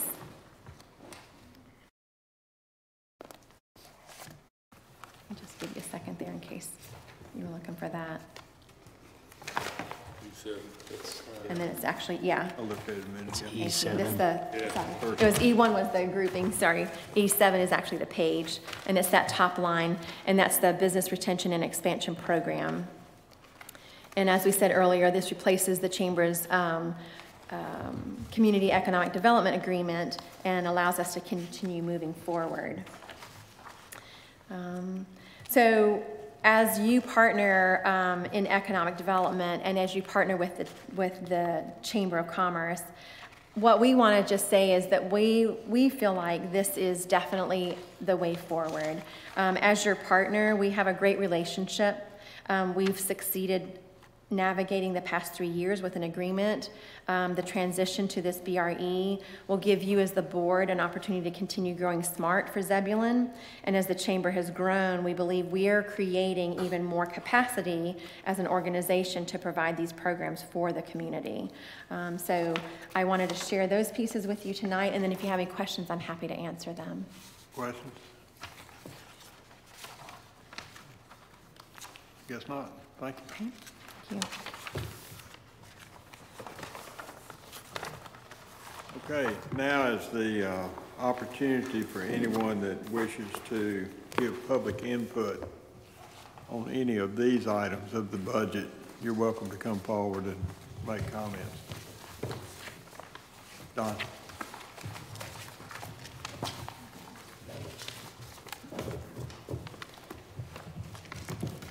Don Horton, 618 Stratford Drive, Zebulon, North Carolina. I don't have anything prepared tonight. Things have kind of snuck up on me, and this will probably be the only meeting. I know won't be here next week on your Thursday night meeting, and may not be here on Monday. I've got to have surgery on Thursday, and we'll be hopefully getting out of the operating room a little before you guys start. So I don't think I'd be awake enough to come to that one. But I didn't want to pass this opportunity to tell you that I have read through the entire budget again. Not many crazy people do things like that. But to me, it's so enlightening and so makes me feel so good about what's happening with Zebulon, North Carolina. Those of you that know me well know that I could not be prouder of the place that I worked for so many years. The staff preparing their request, Bobby putting all this stuff together, it goes all the way through. And I thought this storm that we just had showed the seamless way that the town operates. Joe has developed a smooth running mechanism here that can handle most anything that nature or others may throw at us. And so I didn't want to waste this opportunity to say thank you to the board, the mayor, and to staff for all that you do for Zebulon. Thank you, Don. Anyone else with public input? I thought they were going to speak. Maybe they are. Yeah, okay.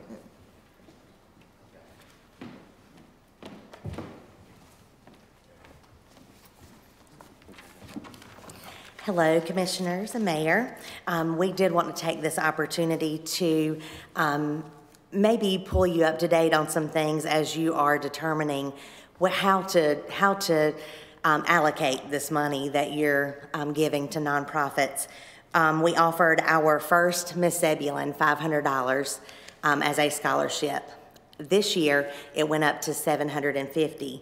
This coming year, it will be $1,000, and all of those money allocations are mandated by Miss North Carolina organization. So it's not something that we just freely give. It's as you start out year one, 500, year two, 750, year three, 1,000. So when you are determining who to give that money to, we just ask you to take that into consideration, that our girls strap Zebulon across their chest and travel all around this state.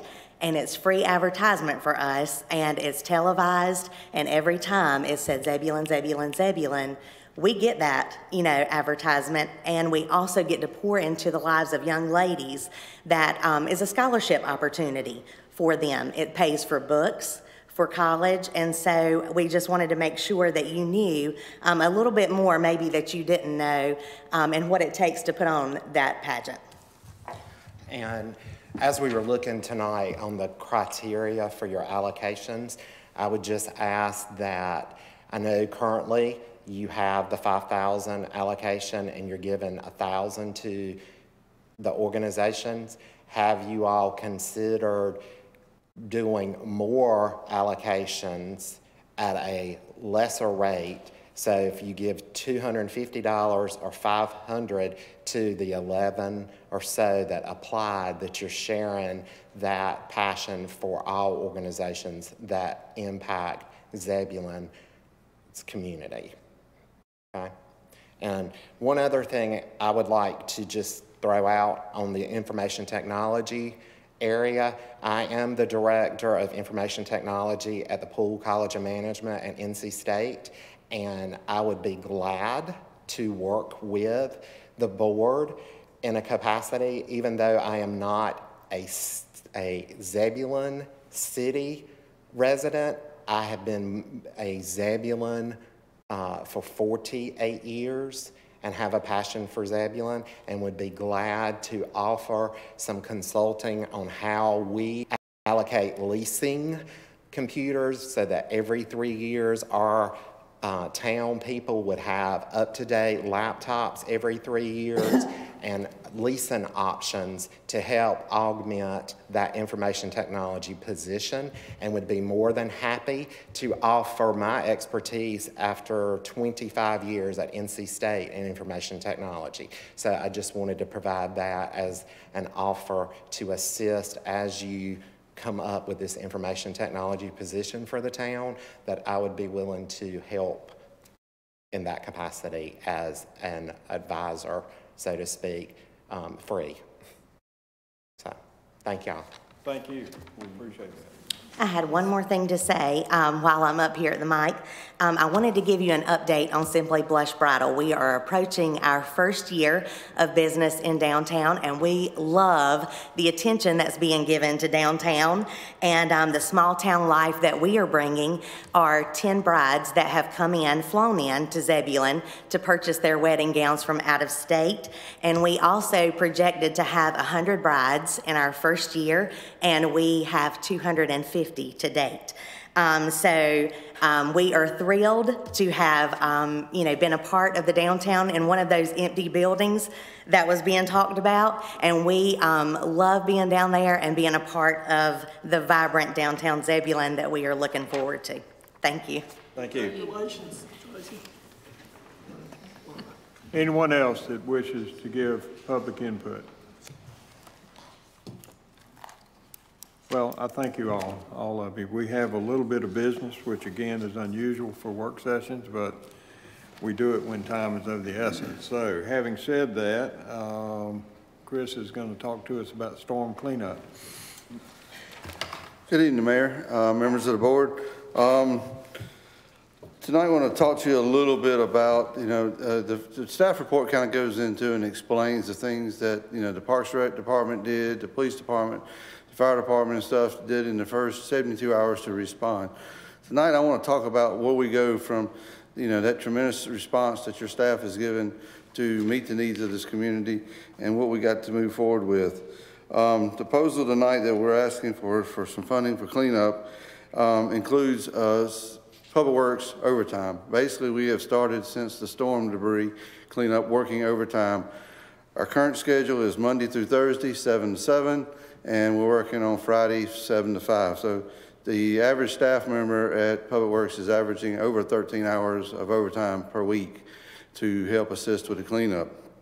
One of the things that is it always comes to bear, and I guess it's one of those things Grandma always told you, in difficult times you find your friends.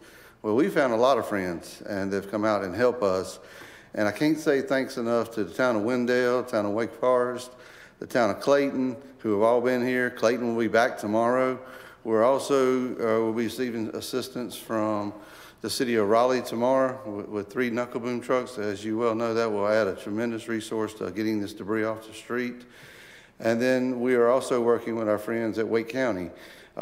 Possibilities of a cleanup at Little River Park, or part of it. So things we'll be bringing back to you a little bit in the future. But we just want to say publicly thank you to those guys, and want you to know that when our friends come, we try to take care of them. We are providing their staff with lunch when they do come. We are also providing them and reimbursing them in fuel. So they're covering some of those costs for them. And, we are looking to cover some of the small maintenance items that potentially could break during cleanup process. A good example of that was town of Clayton skid steer busted a hydraulic hose. Stephen was on site, was able to make repairs that and get them back up and going. And so basically they did not have to recognize a repair cost and stuff. As we move forward, to date, I will tell you we've collected over 3,100 cubic yards of debris, which is fairly substantial. On an average year, we collect about 8,200 cubic yards. To put that in perspective, every one of you has seen our knuckle boom trucks, but that's 158 knuckle boom truck loads of debris that's went to our recycling center since this past Monday. We really went into full-fledged collection probably Monday afternoon, but really Tuesday. So within 7 days, basically, we have collected, a tremendous amount of debris. We are estimating before the storm is complete that we'll probably collect over 10,000 cubic yards. And so, unfortunately, that response and that cleanup comes with a cost. So tonight we're coming for you to outline some cost. We'll be coming back to you at your June 3rd meeting with some additional costs to look at cleaning up some of the parks. Probably predominantly will be Little River Park, which received substantial damage. Tonight, I'll give you a basic breakdown of the funds that we're requesting. Is for some overtime dollars for public works staff, around $16,000. Some equipment rental, which is for a backhoe and excavator that is helping us in the removal process, and stacking or large debris at our limited site.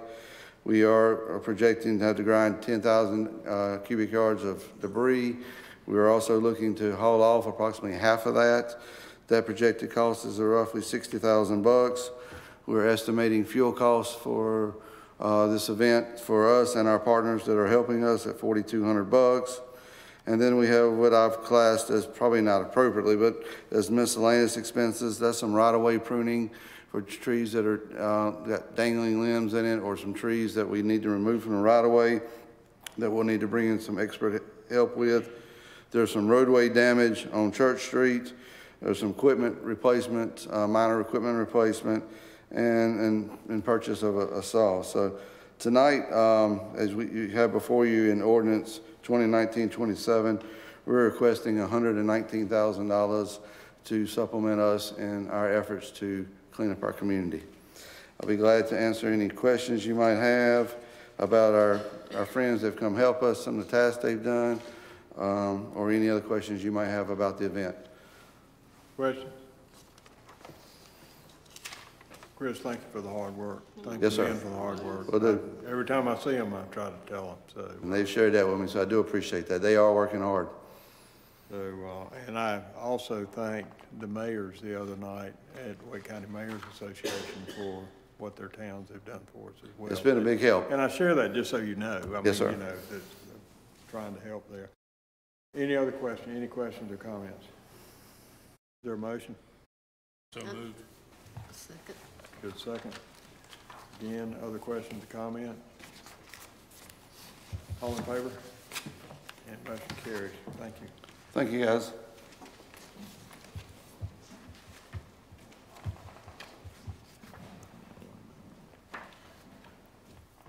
Good evening, Mr. Mayor, members of the board. As a follow-up to what Chris has just expressed about the Phase 1 implementation after the storm on the 13th, which was the initial response from the emergency service personnel, followed by the Public Works kind of taking over Phase 2 of the cleanup. Tonight I'm also here to mention about Phase 3, which is where the building or the property owners are going to be coming forward to request permits for the reconstruction, repair, and restoration of a lot of the structures that were damaged. The damage assessment teams determined that there's approximately 48 structures within the core area of the town along that 7 to 8 mile path that were damaged by the tornado on Monday. With that, it estimated that most of those were minor to moderate damage for a total estimated of $1.9 million, which unfortunately for the town in terms of funding sources is less than the threshold for FEMA to require funds. The town or the Wake County Board on Monday had approved an action to waive all the Wake County associated permit fees for trade and building permits for damage that was associated with the storm. And tonight before you is a resolution 2019-30 for the town of Zebulun to do the same. The specific resolution would be to waive trade and building permit fees for a period of approximately 6 months, starting from last Tuesday moving forward, and it would be retroactive, and those who have applied for permits thus far, which have been approximately 15 permits between building and trades, those would be reimbursed those costs. So the resolution is provided tonight. Additionally, as noted on Monday, the Wake County Board of Commissioners has unanimously approved their resolution for their portion of the fees. And I'm available if you have any questions. How are you identifying, and I heard you say that you did an assessment, it was 48, but how are you identifying that the damage is storm related? We're reviewing each of the permits, not only in the geographic location of where the requests are, but also the nature of the requests. Thus far, the majority of the requests have been associated with meters that have been ripped off the houses, reconnections for the electric meters. There's certain telltale signs if it is related to storm damage. Additionally, we're in the process of gathering an inventory of structures that we know have substantial damage, making sure that we reach out to those property owners to let them know that we'll help assist them with the permit process, especially in light of the recent changes on how those applications go forward. Okay, and I know that also would include inspection waivers, fees, but how about re-inspections? All of those would be covered under the fee waivers. Okay. All right. Other questions?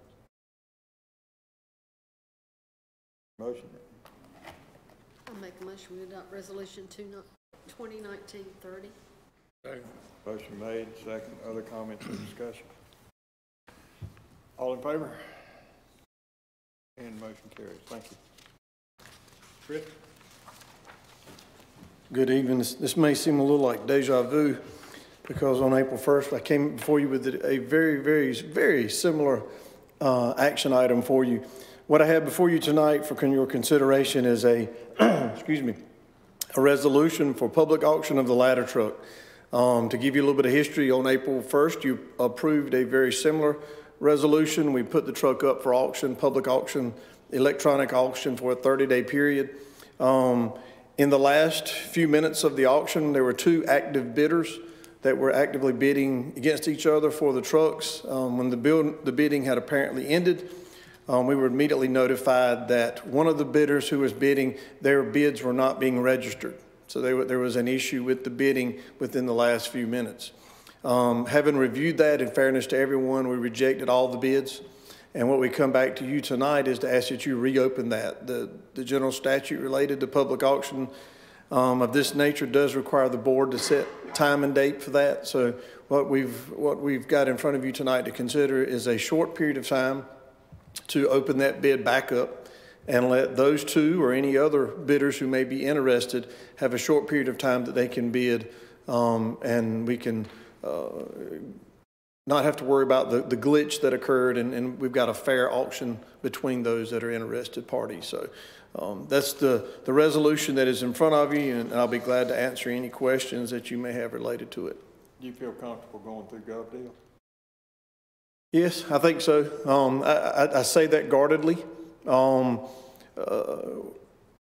GovDeals is very nationally recognized for what they did. I think what we saw was a very isolated incident, and certainly would not want it to occur again, but I think we can have good luck with going back through them and not having to deal with a situation like that again. Do we have the option to manage that ourselves so that we could avoid the GovDeal fees? So we have several different options. I may have to defer to Mr. Vernon to help me with this. There's several different ways we could dispose of it. We could take sealed bids, for example, or we could private sale, such as we did with the other truck, and we could simply hire an auctioneer to do a more of a what I would consider a more old-fashioned auction. But given the different ones, we very carefully have weighed out all those different options, and that kind of brought us back to the GovDeals as the best option in this particular case from a staff recommendation. Yeah, I just want to know from my own knowing. Sure. Somebody asked me. Sure. Okay. Other questions? Yeah, given the